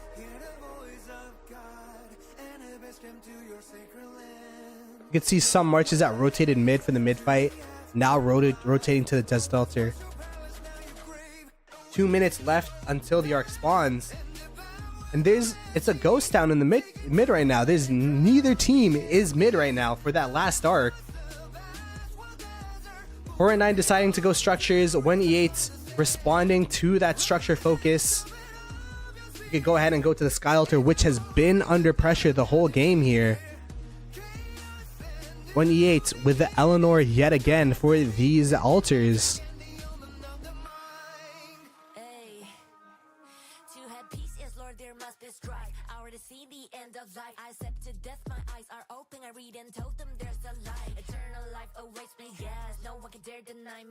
Four 489's backup or garrison coming close, seeing how low the 1E8 Sky Altar is, and the Sky Altar has indeed fallen. So that garrison should be inside of the Sky Altar. Yet indeed it is. 489 just having the garrisons right away, making it so hard for 1E8 to retake the structures that they just lost. Literally within 2-3 seconds, there was already an Eleanor with a Heraclius inside of that altar.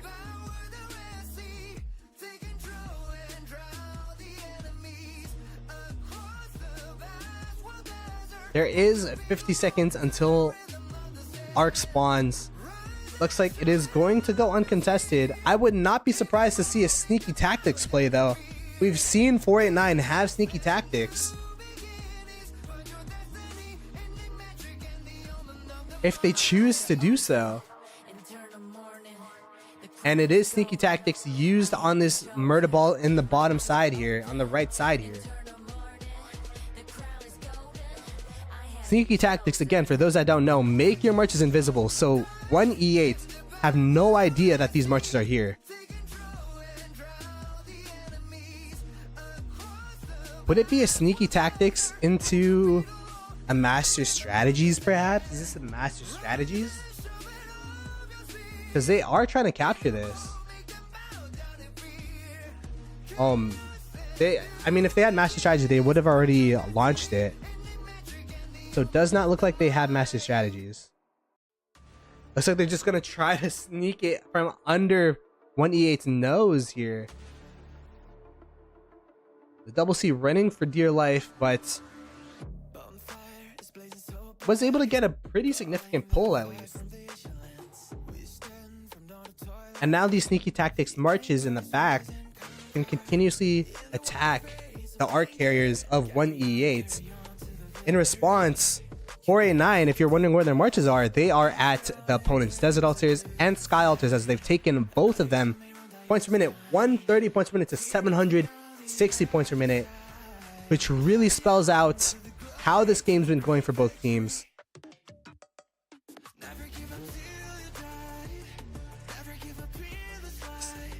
489 showing that sneaky tactics is the meta play now. You should have sneaky tactics, especially if you are planning to go for a mid or a building, a structured game focus. Give away a couple arcs, sure, but sneaky tactics will always allow you to have 1-2 marches around the arc carrier, delaying the arc capture.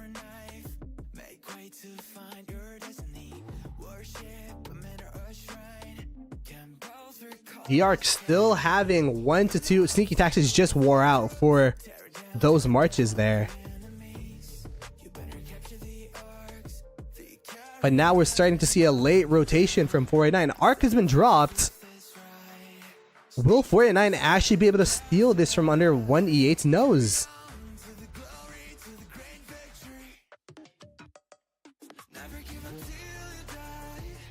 One E8. Do they have the arc? They do not.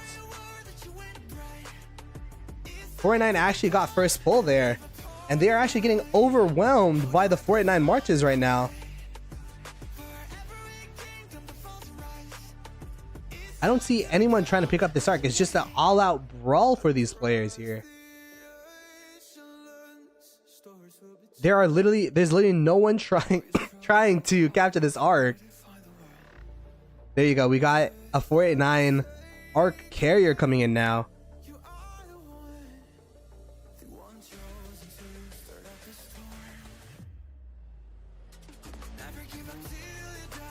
Genie coming out with the arc, stealing it from under from 1E8's nose. 1E8 desperately chasing down this arc carrier. But they have some reinforcements coming through. Dust up used by both teams. Bogged down actually used for the movement speed instead of the healing reduction. Haven't seen this before. If you guys don't know, bogged down makes marches of your opponents walk slower within the range, and also reduces healing by 50% in that range. So you usually see it for the healing reduction, but in this case it actually makes sense that they want to slow down the march here.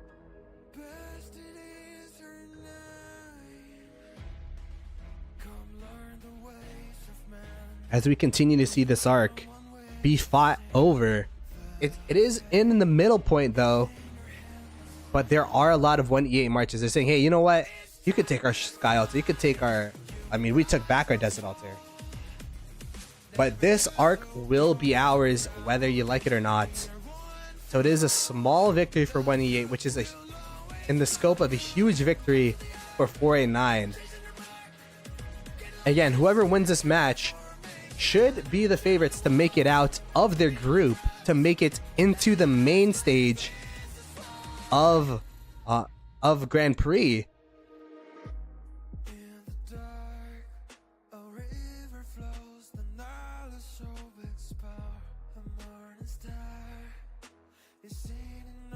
Heaven's Grace used by 1E8. Trying to heal the marches that are in this middle area. You can see the healing ticking on all of their marches here.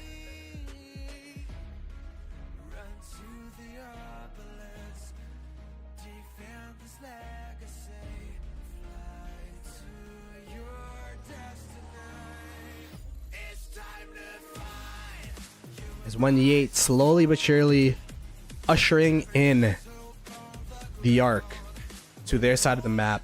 They have 1 minute 50 seconds to capture it.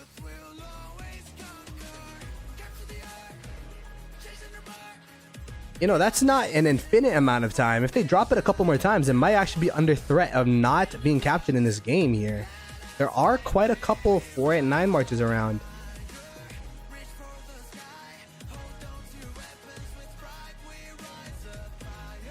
One E8 with the Ark yet again. It is on a Joan of Arc. 2-minute walk. I don't think they could I don't think that's they're probably just pointing towards the obelisks for now. 1 minute walk now. Wait, it'll take a minute for them to walk to the Shrine of War. If the Ark drops one more time, it could potentially not be captured.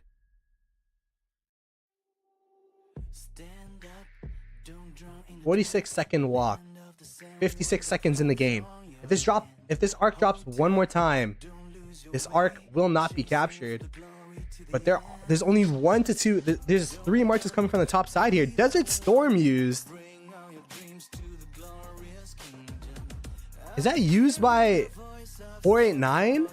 Wow, Desert Storm, by the way. Sneaky Tactics. What is going on? Sneaky Tactics used by 1E8.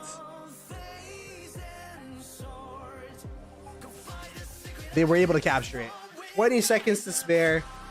1E8 were able to capture the Ark, making the lead a little bit shorter from an 18k point lead to a 14k point lead. You know, 1E8 knowing that they have to find their victories somewhere. And GG's to both teams. A rematch of the semifinals with the same result, 489 winning against 1E8. But a good match from both teams, a good show. 1E8 24.8k and 489 37.6k. You can see the Ark score, that final Ark, pushing 1E8 ahead, but the occupation score being the name of the game. 1E8 actually getting 4.2k provisions as well. If their building game was not compromised in that initial play, it might have been a closer match, but 489 taking full advantage of that strategy. We will have VV63 and 17C in 5 minutes. See you then.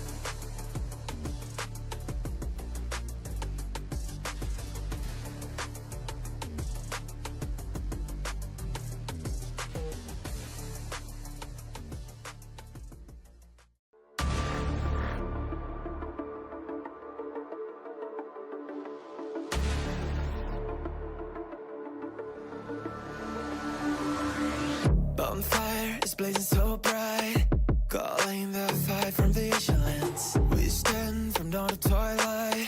The empires rise and conquer. In the wild face of danger, carry on to the victory. You better take a deep breath. Each dawn it brings a bitter fight. Another chill may run down your spine. Fear lurks beyond the edge of sight. Carry on to the glory, to the great victory. Never give up till you die. Never give up in this life. For every word that you win bright, it's time to become. Never give up on your mind. Hold your weapons, strive and fight. For every kingdom that falls and rise, it's time to become legendary.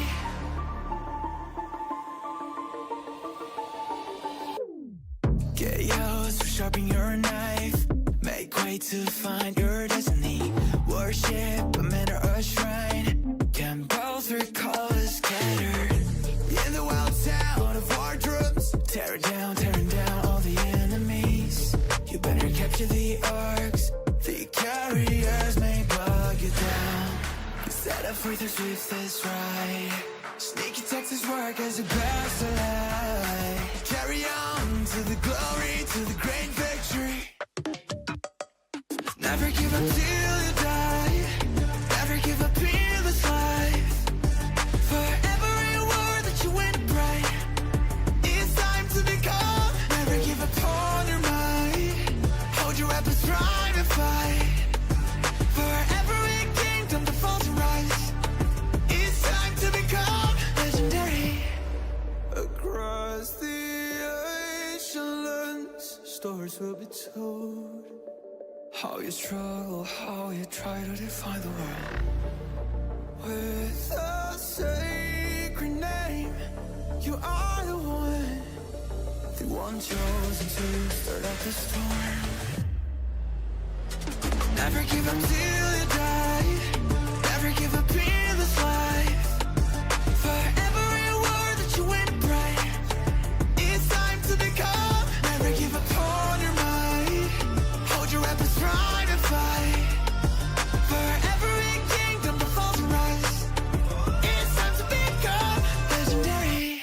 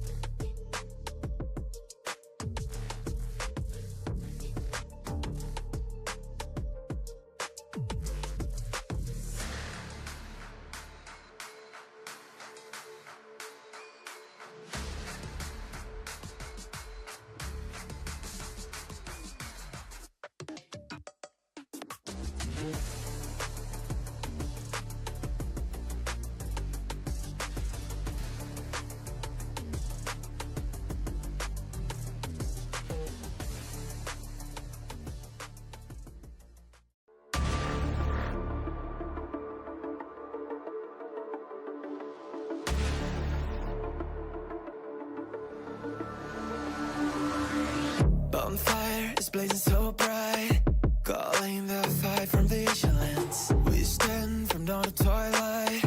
The empires rise and conquer. In the wild face of danger, carry on to the victory. You better take a deep breath. Each dawn it brings a bitter fight. Another chill may run down your spine. Fear lurks beyond the edge of sight. Carry on to the glory, to the great victory. Never give up till you die. Never give up in this life. For every word that you endure, creatures grow into. We are back with the third game of the day. It is a matchup of Group B yet again. F12, which is also known as VV63, versus 17C, a familiar face, a familiar name that we've seen earlier today on stream, where they lost to Beer. 17C are Realm of Sobek semifinalists, while VV63 are actually the finalists from the Realm of Sobek. So, you know, they are from the same realm. It is going to be a Realm of Sobek showdown. Again, this is the group stage of the qualifiers. So both of these teams are fighting for their tickets to the main stage, the main matches where they will be able to fight for the title of Grand Prix champions.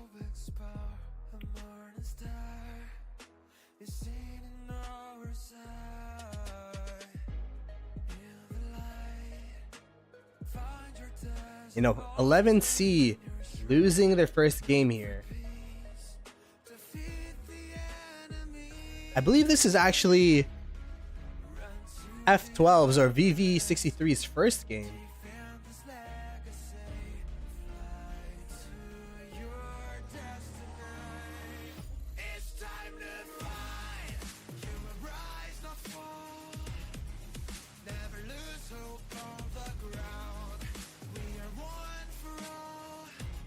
As we continue to wait till these gates drop. This is game 3 of this stream. Back to back games. Man, I'm getting a little fatigued, but we are still at it. With 17C losing the last match, the first match of the stream, they need to win this game to keep their Osiris League dreams, their Osiris League and Grand Prix rather, hopes alive. If they lose this match, then they are mathematically out of the equation, out of contention to make it into the main stage of Grand Prix. Meanwhile, F12 or VV63 want to make a great first impression with a win here. Gates are starting to drop. We should start to see some double C's. One March double C's. Start sprinting out of the gate here. A Dragon Lancer, interesting. A lot of double C's. This is more double C's than you'd usually see. I wonder if there's going to be some double C shenanigans going on here with an obelisk or something. Let's go ahead and check the rallies. We have 5 rallies each. Interesting. Oh no. We have we have 6 rallies from F12 or VV63. Forgot there's a scroll. With 2 obelisks, 4 obelisks, 2 outposts. My goodness, I'm getting confused with all these rallies. Versus 17C with the 3 outposts, 4 obelisks. So a ton of rallies, 13 overall, coming out for these 2 teams. Now I'd be curious, why are there so many T1 marches coming out from VV63? Again, VV63 is F12. I don't know why their name's different, but it is what it is. They have a ton of T1 marches converging around their own obelisk here.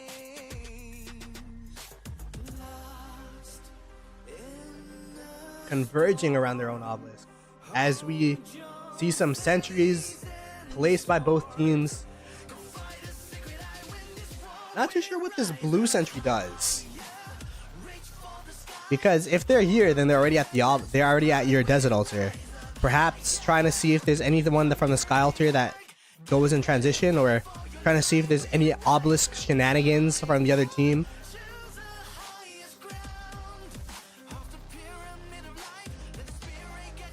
Or trying to snipe one of the sentries of 17C, probably a defensive sentry, but they were not able to take. They're not able to see the sentry, I believe. Yeah, they're not. It's out of the sentry's field of view. So relatively ineffective sentry from them, but it shouldn't mean too much. See some T1 marches just doing some scouting, I believe.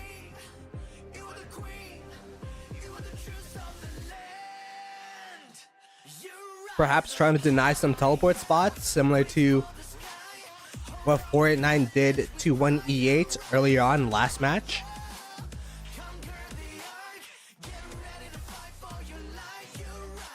As we go back into the map here, we can start to see the marches trickling in. I think this is a better start for 17C compared to last match.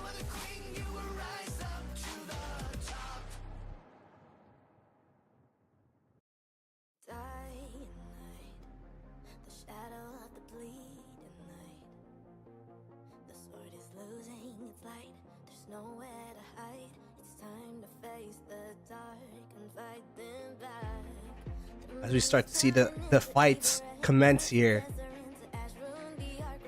11C. This is kind of an ill-advised fight from VV63. Their marches are trickling in one by one, which is not what you want to do.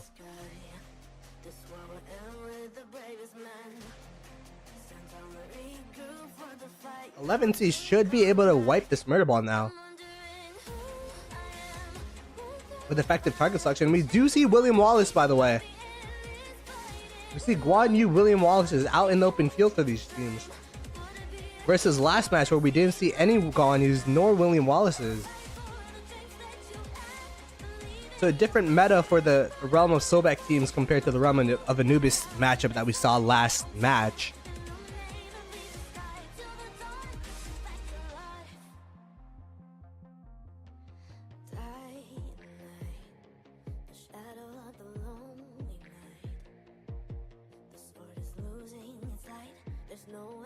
You start to see some sad-faced marches.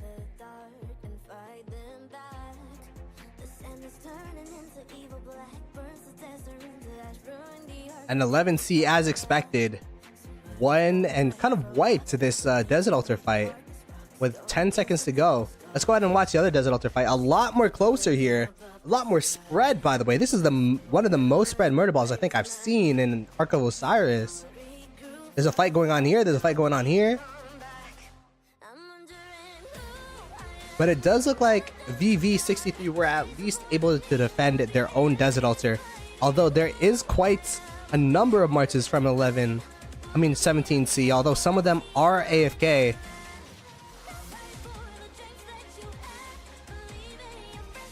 Like 17C. As we continue to see the marches start to converge onto the Desert Altar as they wiped the initial murder ball from VV63.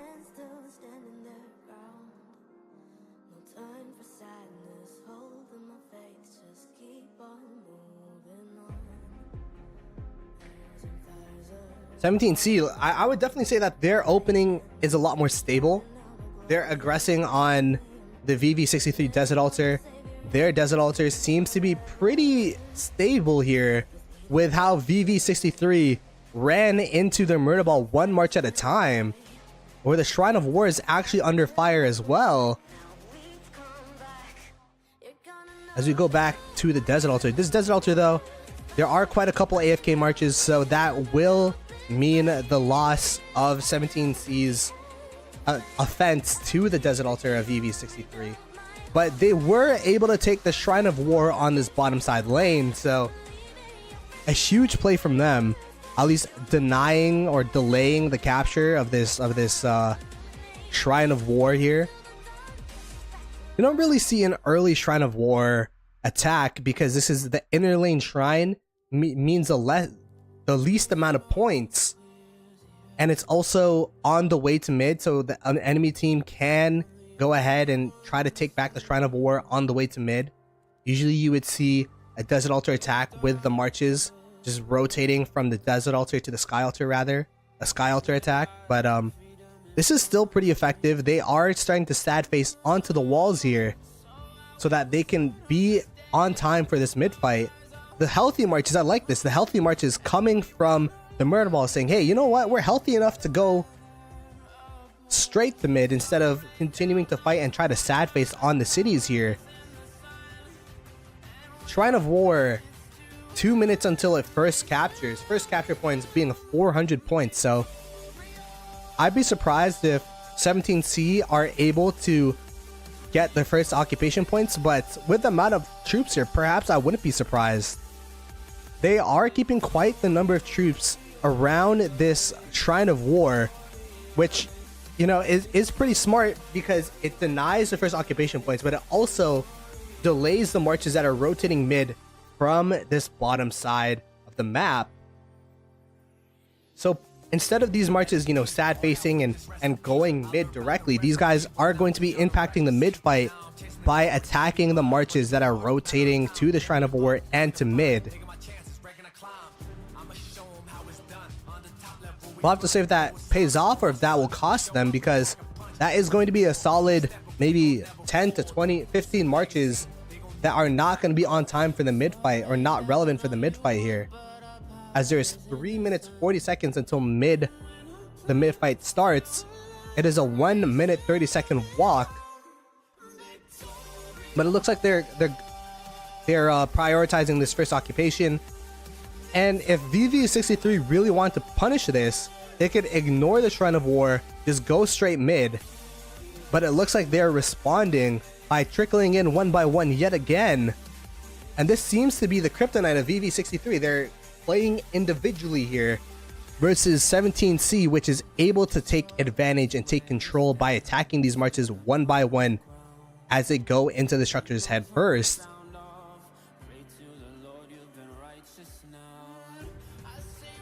If you want to attack the Shrine of War successfully, you need to murder ball up. There are enough marches, but they're just coming in at different times, which makes this the worst case scenario. VV63, they don't have the early rotation mid because they went to the Shrine of War, but they weren't able to capture the Shrine of War either. So it's a lose-lose situation for VV63. They have the garrison just walking in by itself.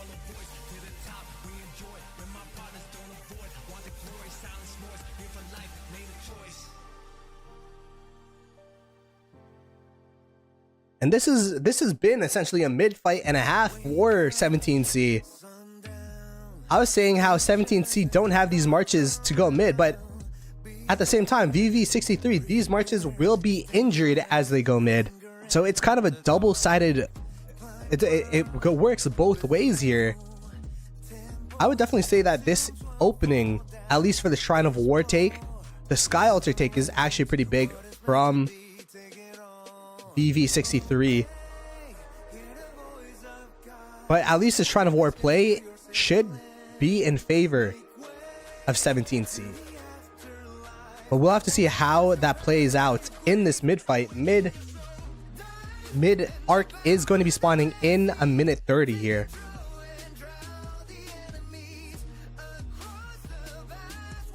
Again, I feel like the Realm of Sobek, they have a different meta where they start mid fights pretty late.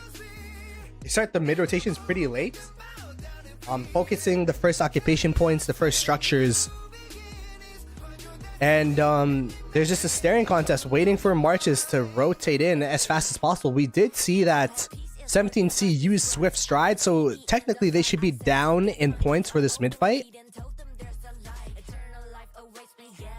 I guess the ideal scenario in this case would be, because you use Swift Stride, you should have more marches mid. So we'll see if that skill proves to be, you know, useful for them, or if it's a detriment to them. Sneaky Tactics, used by VV63. Not all of their marches are Sneaky Tactics though. There are some marches that do not have Sneaky Tactics. Sneaky Tactics only hits 30 marches. So now the marches that are not Sneaky Tactics are getting stat-based here.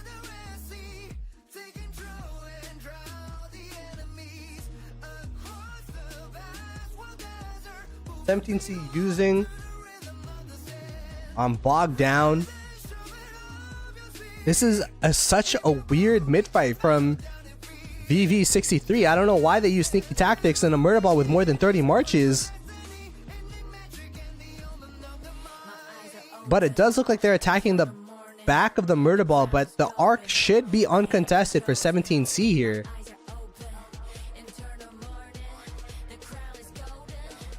Although there's no one picking up the arc. There you go. We have someone finally picking up the arc from 17C rather. While VV63 looks like they have been wiped. Oh wait, VV63 with a pull. That's actually a huge pull. If it was a closer mid fight, but it looks like it is not. Not exactly too sure what the mid strategy was from VV63. But 17C have a clear grasp of this game. They have a firm grasp on this arc, and because of that, the game up by about 1k, as well as arc control. Although the arc is not moving currently.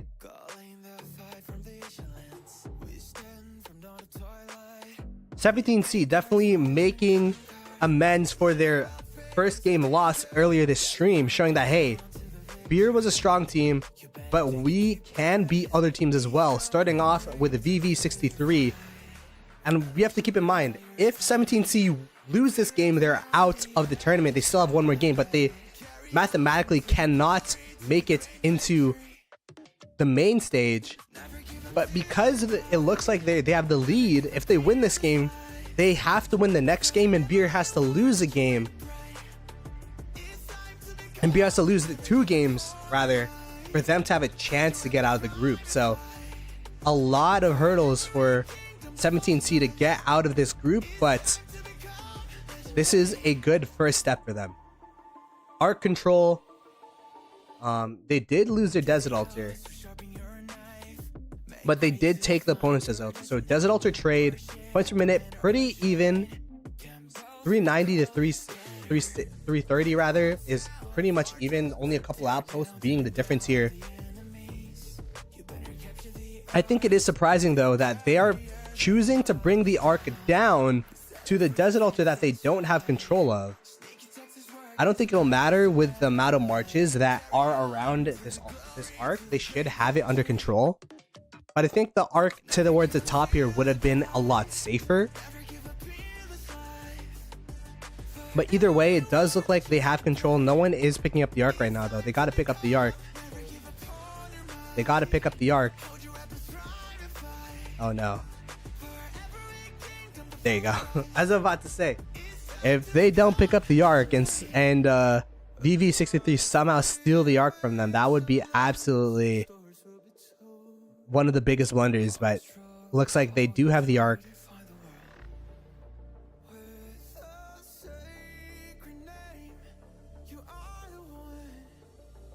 So now, how does VV63 come back into this game? Well, they did one thing right. They were able to take a Desert Altar. They definitely have to continue to focus down defending their altars and taking the opponent's altars.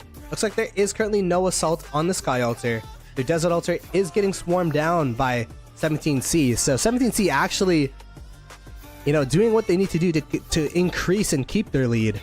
Having the arc while also having the points per minute advantage, or at least keeping the points per minute advantage close.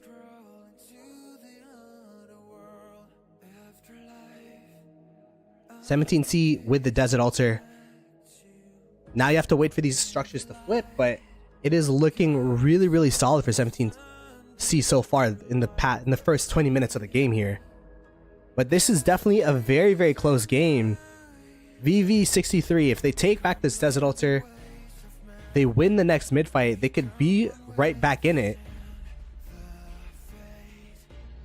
But they have to continue aggressing on these structures, continue putting the pressure on 17C if they want a chance to get back in this. Desert Altar taken back. Sky Altar looks like it is safe. And very smart play, by the way, from these players in 17C, making the rally low, making sure that the garrison can hold, but leaving the rally there so that these marches that are in there are stuck for an extra 5-10 seconds before they can refresh. You know, they're definitely showing a semblance of, you know, being an experienced team in Osiris League here. Arc is being held by them. There is a march, a double C attacking the Arc Carrier, but there are enough marches to defend said Arc Carrier. They should be pretty safe here. As we start to see a murder ball start to form here for 17C, and I feel like this has been the difference between the structures of the two, is that VV63 has been going in one by one, while 17C has been playing as a collective, playing as a group here, as they start grouping up and fighting this murder ball. Although this time VV63 do have a murder ball of their own in response. 17C, hopefully, you know, all of their marches start. I mean, they have AFKs on both sides, so it doesn't really matter. AFKs accounting for the other side's AFKs. As we continue on with this fight, it actually does look like, though, there are more numbers from VV63. So, you know, maybe they'll see this fight and say, hey, you know what, if we group up, we could actually fight and defend against 17C in these assaults that they've been doing on the Shrine of War, on the Desert Altar. As we see another murder ball in front of the Desert Altar. So VV63 has definitely been murder balling more and more and more as the game progresses, with a successful defense on their shrine. Will they have a successful defense on their Sky Altar, though? Their Sky Altar is under attack. Not that many marches nearby. There's a couple coming from the top now, but the Sky Altar is already super low. Will they have reinforcements? The answer is no. 17C taking the Sky Altar is huge take for them. That's minus 300 points taken away from VV63.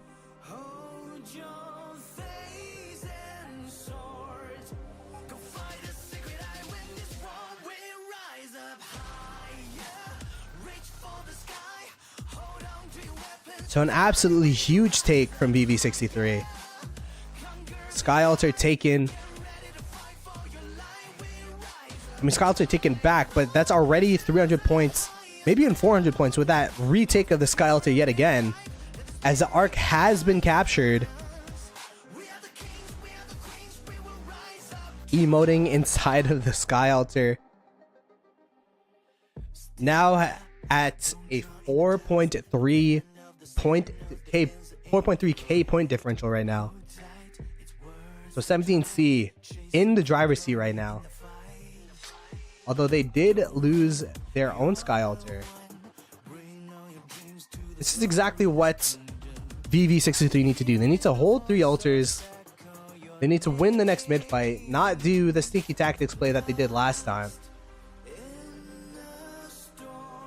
If they capture the Arc, they're right back into this game. So this next arc is going to be crucial as it decides if 17C is continuing their lead or if VV63 are able to come back into this game and even out the game with an arc.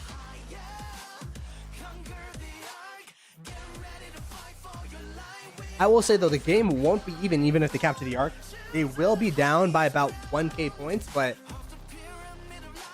it is going to be a close one. They need to make sure that they hold this structure. This Sky Altar keeps flipping back and forth with like 3 marches there. This is absolutely a huge play from 17C. The fact that this Sky Altar has not been generating points for the past 4 or 5 minutes is the reason why the point differential is continuing to grow, or actually the point differential is not growing because of the Sky Altar take of VV63. But the Sky Altar, their point lead would be growing even more if they were able to take and hold the Sky Altar for the past 5 minutes. Looks like they'll finally be able to do so now. Sky Altar was taken back by 17C, so trading Sky Altar for Sky Altar. Keeping the status quo, which is what it is now, is exactly what 17C wants with the structures.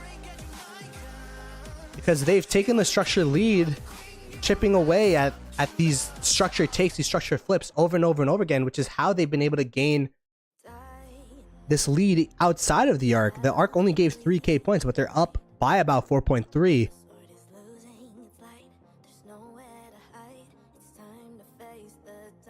We have 5 minutes 40 seconds until the arc spawns. Desert Altar under heavy assault. 17C having one last hurrah before they start refreshing mid here.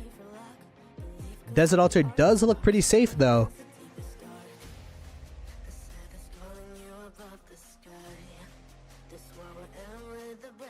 Eleanor Garrison holding strong. The sad-faced marches of 17C.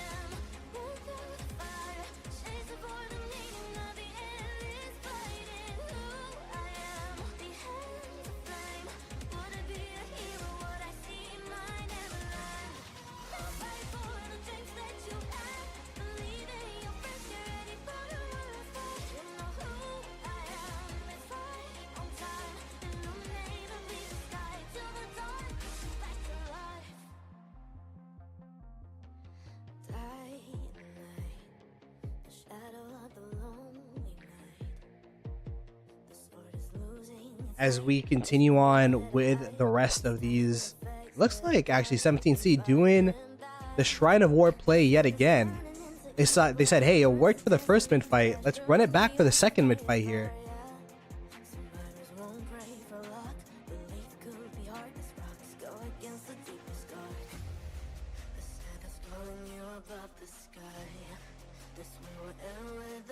But VV63, I feel like they've been ramping up throughout the match. Starting to murder ball up, defending the Shrine of War, swarming down the rally.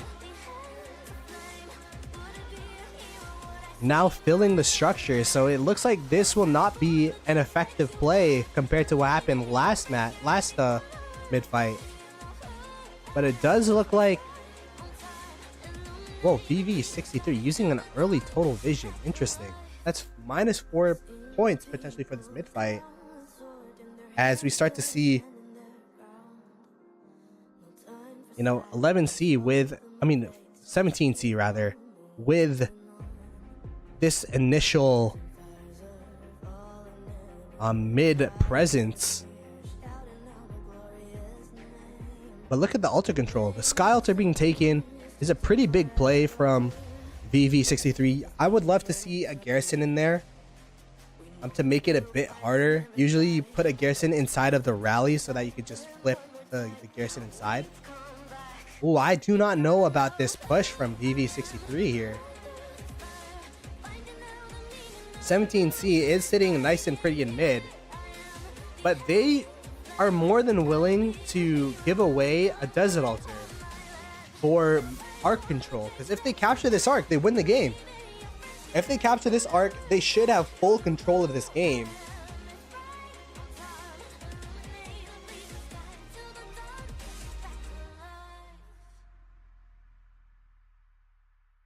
But VV63, knowing that they're down, knowing that they have to make a play, and perhaps not being confident that, hey, 17C have had mid control for so long. They've been mid for so long.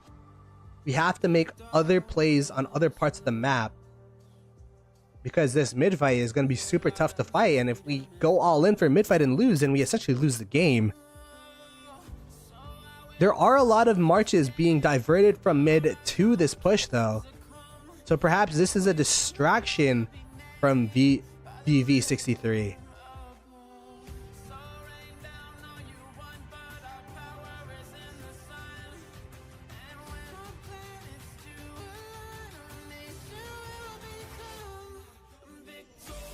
As we start to see 17C converge into this area here.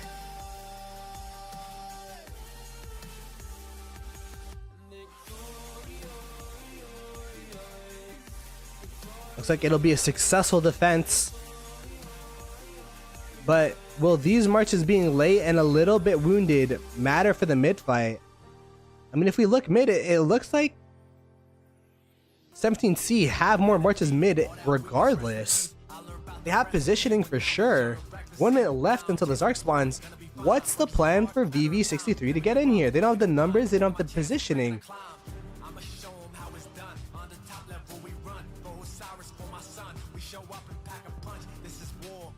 I kind of like this play from 17C, walking to the Shrine of War, perhaps trying to sandwich or hit the marches, trying to rotate mid that just sad face from the Desert Altar attack. But this is insane. This might be the first time I see neither team. This is VV63 need to engage. They're the one without the positioning, but they just refuse to. It's 20 seconds until the arc spawns. If 17C have an arc carrier, this is going to be the cleanest pull. Ooh, I don't know about that bog down by... Oh, that's VV63's bog down. This is a good bog down from VV63. See, Dust Up and Heaven's Grace versus Swift Stride and bog down. Swift Stride for the movement speed. I don't see anyone from 17C, even though they had the arc positioning, try to take the arc, and VV63 actually able to steal a pull from under 17C's nose. It looks like it won't matter though, but wow, 17C really needed an arc carrier there. If this mid fight was a bit closer, that arc would have been stolen by VV63, but it looks like it is going to be a secure mid fight from them. It seems like the philosophy of 17C is everyone mid fight, clear out the marches, then take the arc. As they're leaving the arc on the floor. Now, I will say, maybe they're waiting for the arc timer, because VV63 was the last team to take the arc, last team to touch the arc, meaning that this timer is for their troops. If no one captures the arc, oh, never mind. Thought they're trying to delay the game, but you can see that there's delay the next arc. You can see that there's a 13-minute timer. Now it's back to 15 minutes, and it flips back and forth. It resets every single time the arc switches hands from teams. So they do need to capture the arc in 15 minutes. The only reason why I thought they didn't capture the arc to begin with is because they were trying to play the game so that they wait here for 5 minutes so that the third arc can't spawn. But it looks like they were just, I don't know, not capturing the arc there.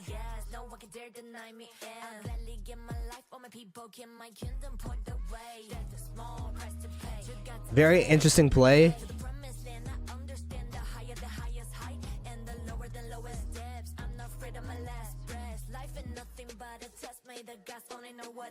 But 17C in complete control of this match, up by 4K with a 3.5K arc in their pocket right now. I will say this is probably one of the slowest arc carriers I've seen. It is a XY with Ethelfled,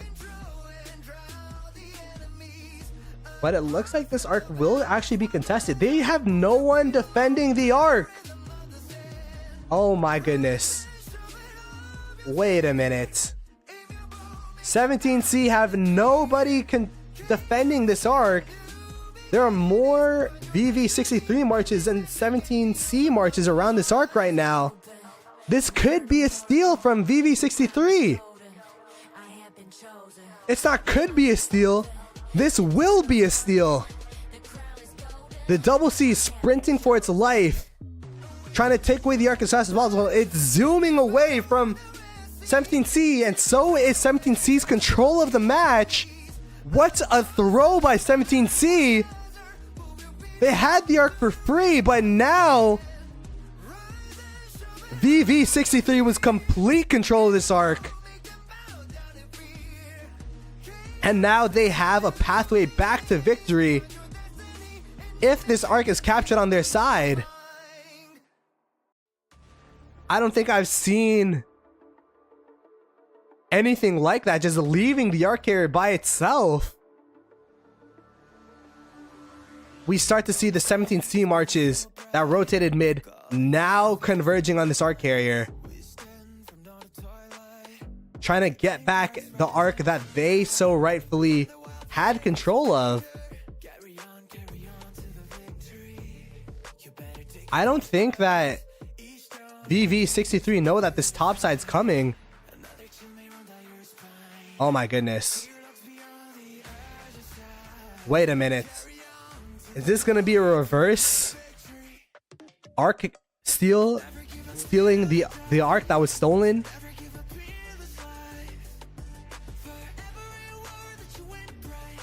(17C) coming in with the arc marches. The marches that should have been defending the arc in the first place, now finally here.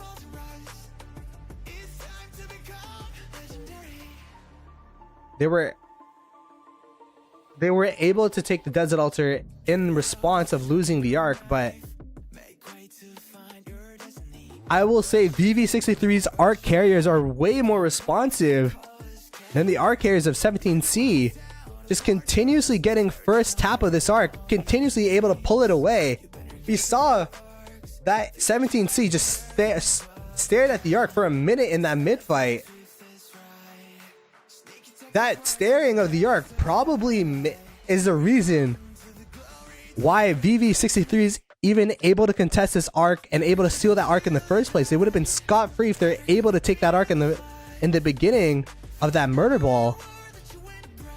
But now it is contested and the game swings in the balance. 17C is wiped. 17C is wiped. VV63 with the arc steal and the arc under their control. This is a huge throw from 17C with everything, the game just in their hands. The only thing that couldn't happen was an arc steal, and the arc was stolen. They are desperately running for this arc. It is a slow Takeda Saladin? Is that the march carrying the arc right now?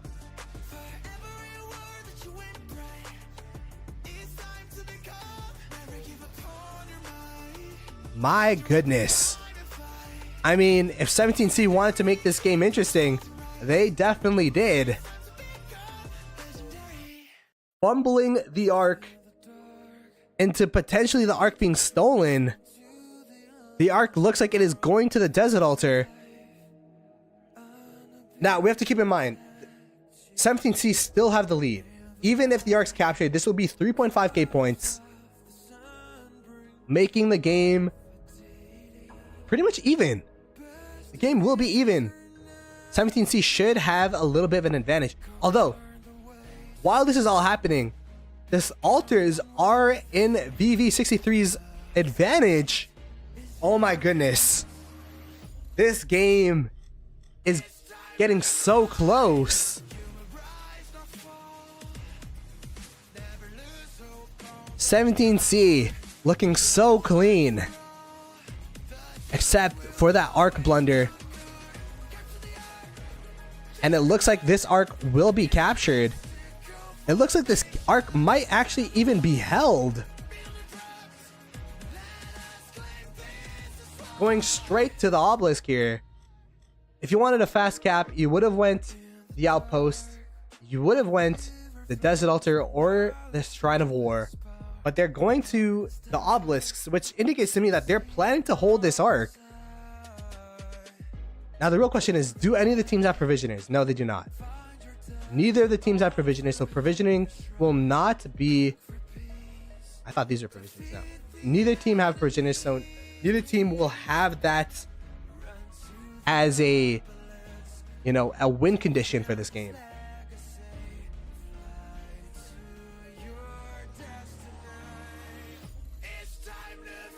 So it will be down to the structures.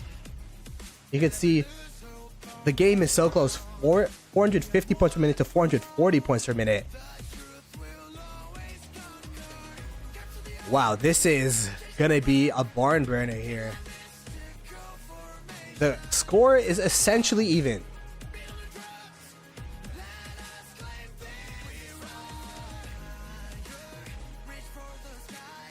The score is essentially even.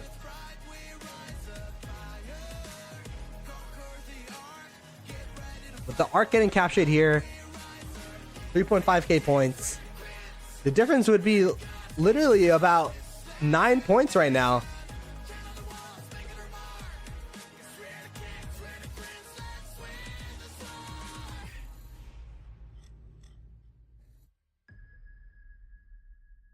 There's a matchup of Sobek in the Grand Prix.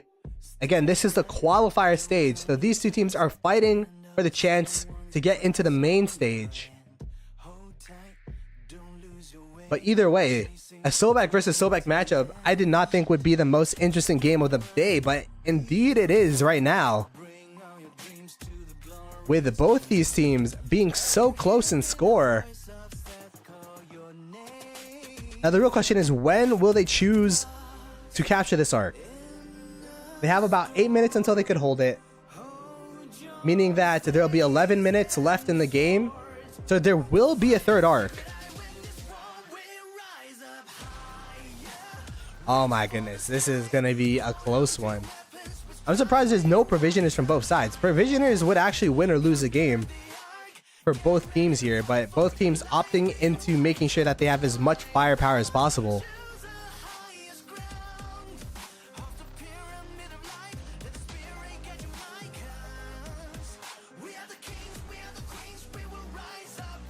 (17C) not defending the arc was probably one of the biggest throws so far.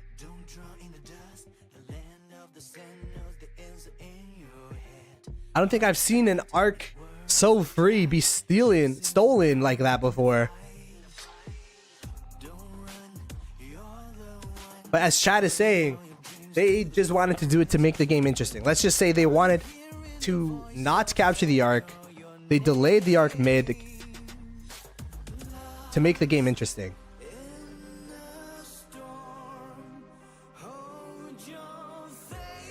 It seems to me that 17C don't have designated marches for arc captures, or like arc capture marches, or runners, arc runners, which proved to be the difference in this game, because if they had arc runners, they had complete control of the Temple of Osiris when arc spawned. If they had an arc runner just tap the temple when the arc spawned, they would have been with this arc gone.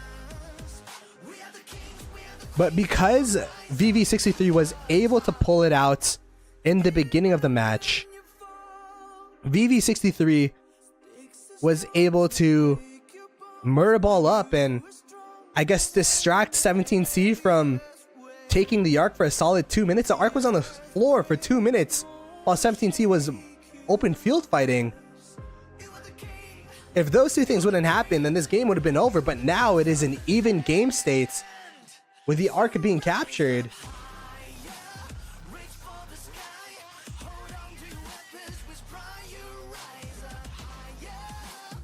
So now the arc is captured. We have 7 minutes 40 seconds. 17C still in the lead, but it is not concrete anymore.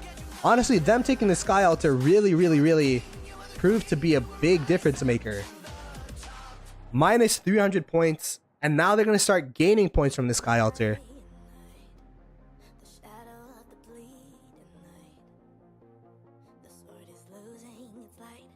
nowhere to hide. It's time to face the dark and fight them back. The moon is VV63 losing that Sky Altar might actually be game altering. We'll have to see how this mid fight progresses. But everything points to me that there's no reason that 17C should lose the mid fight. They've been winning every mid fight thus far. So the game is still in control of 17C. But they open up the door where if by some way VV63 F12 in the game do capture this arc, then they would have won. They would win the game, which should not have been the case with how much control they had in that second arc. So this last arc is gonna mean the world to both teams. It means winning or losing the game. But so does the Sky Altar. This Sky Altar needs to be taken back. There's still 15 minutes left in the game. They can't just let the Sky Altar continuously generate points for the opponent team. You can see the points per minute, 360 to 710. I feel like the Sky Altar has been a problem for VV63 to hold.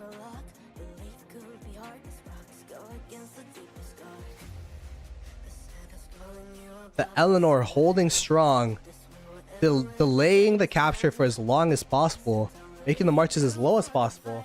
So now these marches, they have a dilemma. Do we, the low ones at least, do we start walking home? Or do we try to sad face on something? Like, what do we do? Perhaps they're going to rotate over to the Shrine of War, which has been taken as well. The Sky Altar being taken is a pretty big play from VV63. But it is a 2k point differential. This arc is worth 4k. So as of now, if VV63 capture the arc, they win the game. If no one captures the arc, or if 17C captures the arc, they win the game.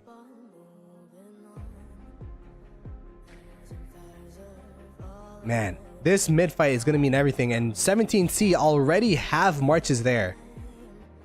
Hopefully they brought a CC, 1 or 2 CCs this time as an arc carrier. They need to designate someone, one person with a march to capture the arc at least.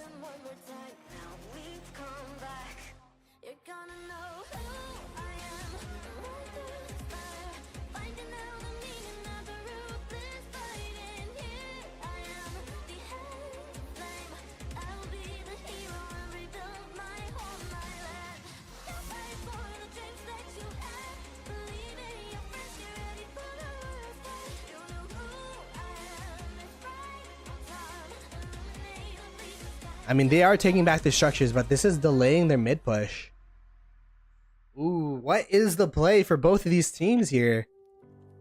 They have the full skill bar shown, so they don't have a master strategies, sneaky tactics, master strategies to play. I will say, 17C has outclassed VV63 in pretty much every aspect of Arc of Osiris, except for arc carrying. They have not carried the arc well at all. But and that's the only reason why this game's even close. VV63 has taken advantage of 17C's lack of priority on the arc. 17C has a lot of priority on the arc fights, but not on the arc itself, which is why this game's so close. The whole point of winning mid is so that you can capture the arc and put it away, and there you go. This is exactly what we want to see. We see an arc carrier, Belisarius Prime with Ethelfled, a super fast march, dust up used by 17C. This is going to be the mid fight to win or lose the game for either team. In chat, who do you guys think is going to win, VV63 or 17C? With an arc carrier, 17C, I'm a lot more optimistic with their chances. even if the arc doesn't get captured, they should win the game.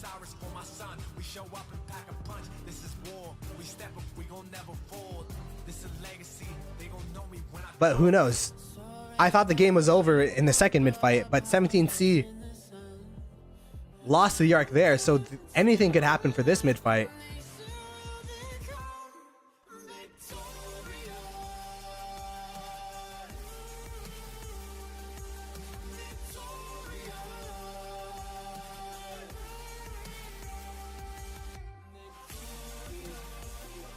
As the marches are starting to collide here, the mid fight is starting.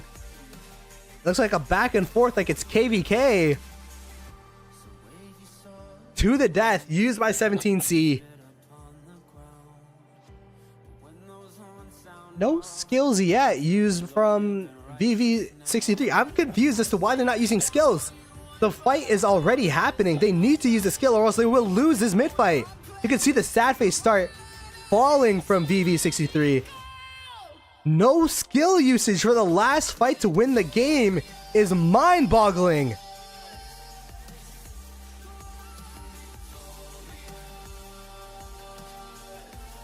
The sad face train coming out from VV63 with the lack of skill usage here. No skills used versus to the death. The who would win is obvious with just the skill usage alone.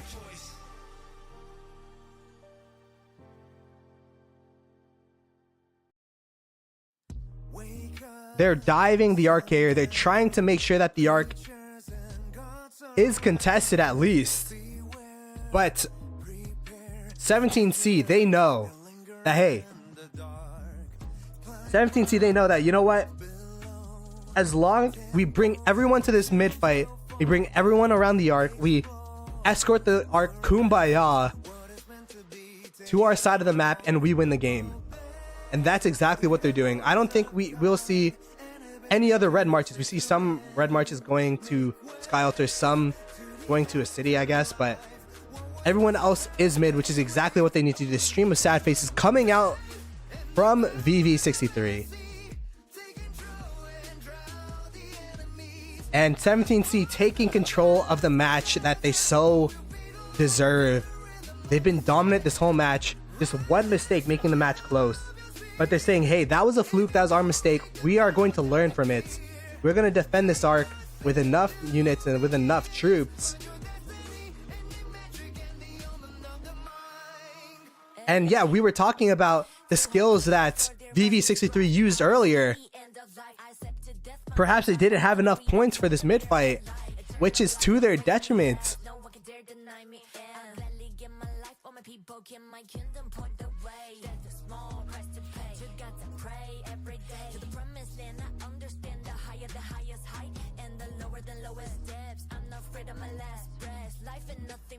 A huge arc pull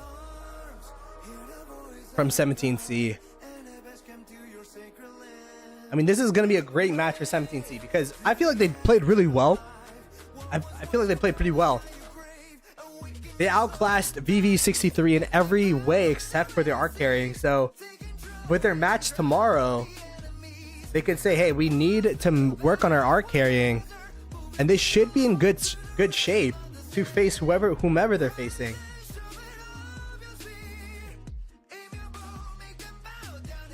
Let's see, if we look at the group here. So Beer beats 17C. It'd be S2K. Oh, that would be 24-29, right? Oh, that's gonna be a rough fight. My goodness.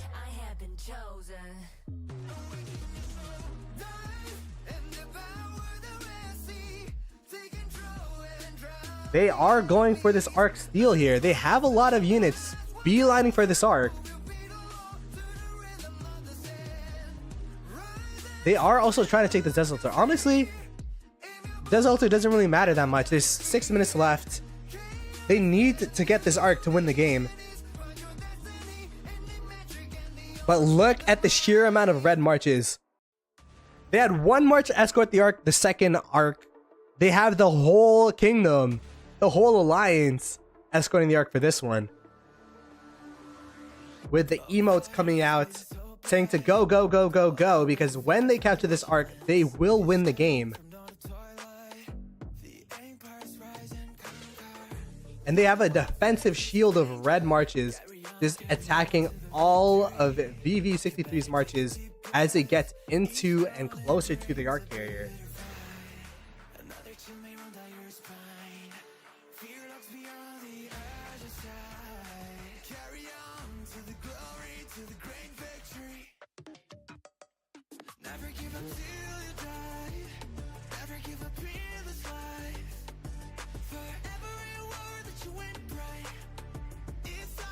The arc might go down though. Arc carrier might go down.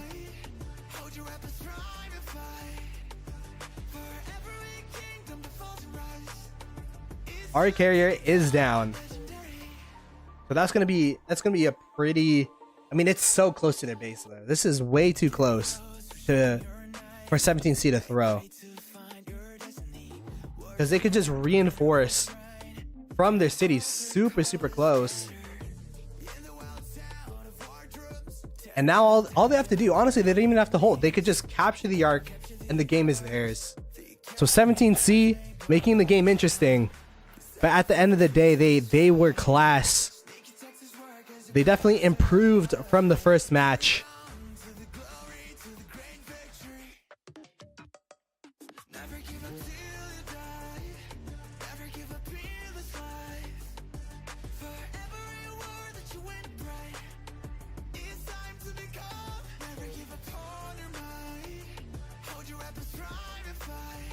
They are pulling it close to the obelisk though. That's definitely not where you want to go.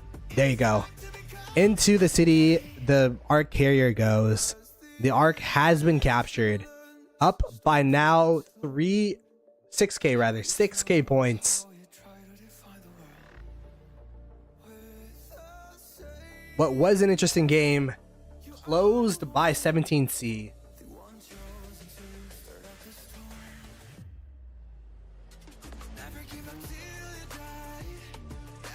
That was, that was a close call from that second arc. But, 17C was probably super confident, was probably saying, hey, you know what? We got this game in the bag. Forgot about the arc, went too ahead of themselves and took the Desert Altar instead. But now they're locked in. They're able to win that third mid fight, able to secure the game. This is game 2 for them of the group stage, game 2 of 3. And when they win this game, they're going to be 1-1. Meaning that in tomorrow's match against 24-29, if they win that game, there could be a very, very close fight between those teams. If they win that game and S2K beats Beer today, there'd be a 3-way tie for third. For first, rather. So there'd be a 3-way tie to get out of the group. Oh my goodness, that's gonna be interesting. Ooh.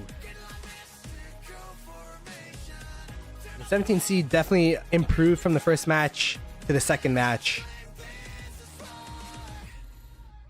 And hopefully they can step it up another level against the likes of S2K.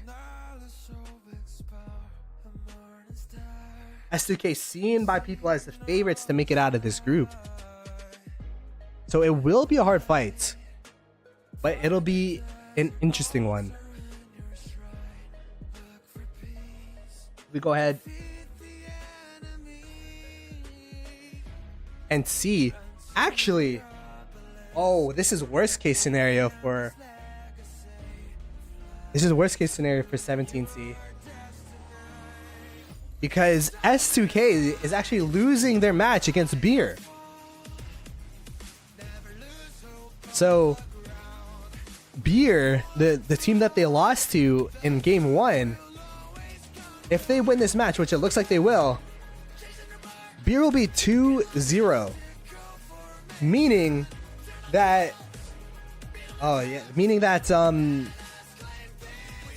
there's no way for 17C to make it out of the group.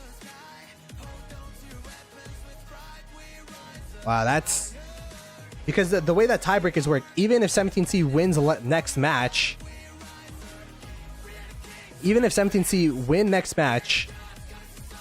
they'd be 2-1.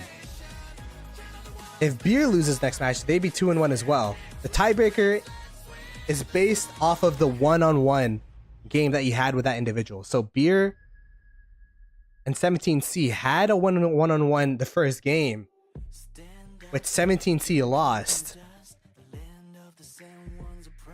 So this is, I mean, if you're a 17C fan, you're hoping that S2K has some provisions to win that game.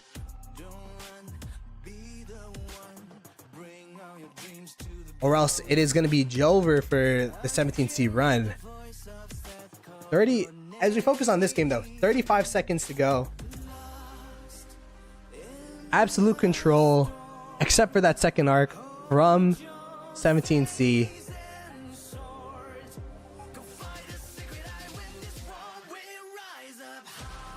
As we look at the point differential, actually no, pretty much none of the structures are captured, which is interesting. 190 to 160, probably the lowest point output I've seen in Ark of Osiris.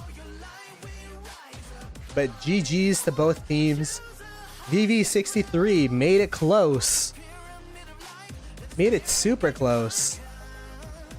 But at the end of the day, 17C able to take advantage and take the victory, doing exactly what they needed to do. We have 26.7k for VV63, 31.2k for 17C. But unfortunately for both teams, they are knocked out of the group stage because Beer won their match, so they are the favorites to make it out of the group. And that is it for today's matches. The streamathon of 3 Ark of Osiris matches, 3 Grand Prix matches, is officially over. We will have 3 matches tomorrow though, starting at 13 UTC. Be sure to subscribe to this channel, the official Rise of Kingdoms channel, and if you like the commentary, I think my link is also in the description as well, PlotoGaming. I'll catch you guys tomorrow. Peace.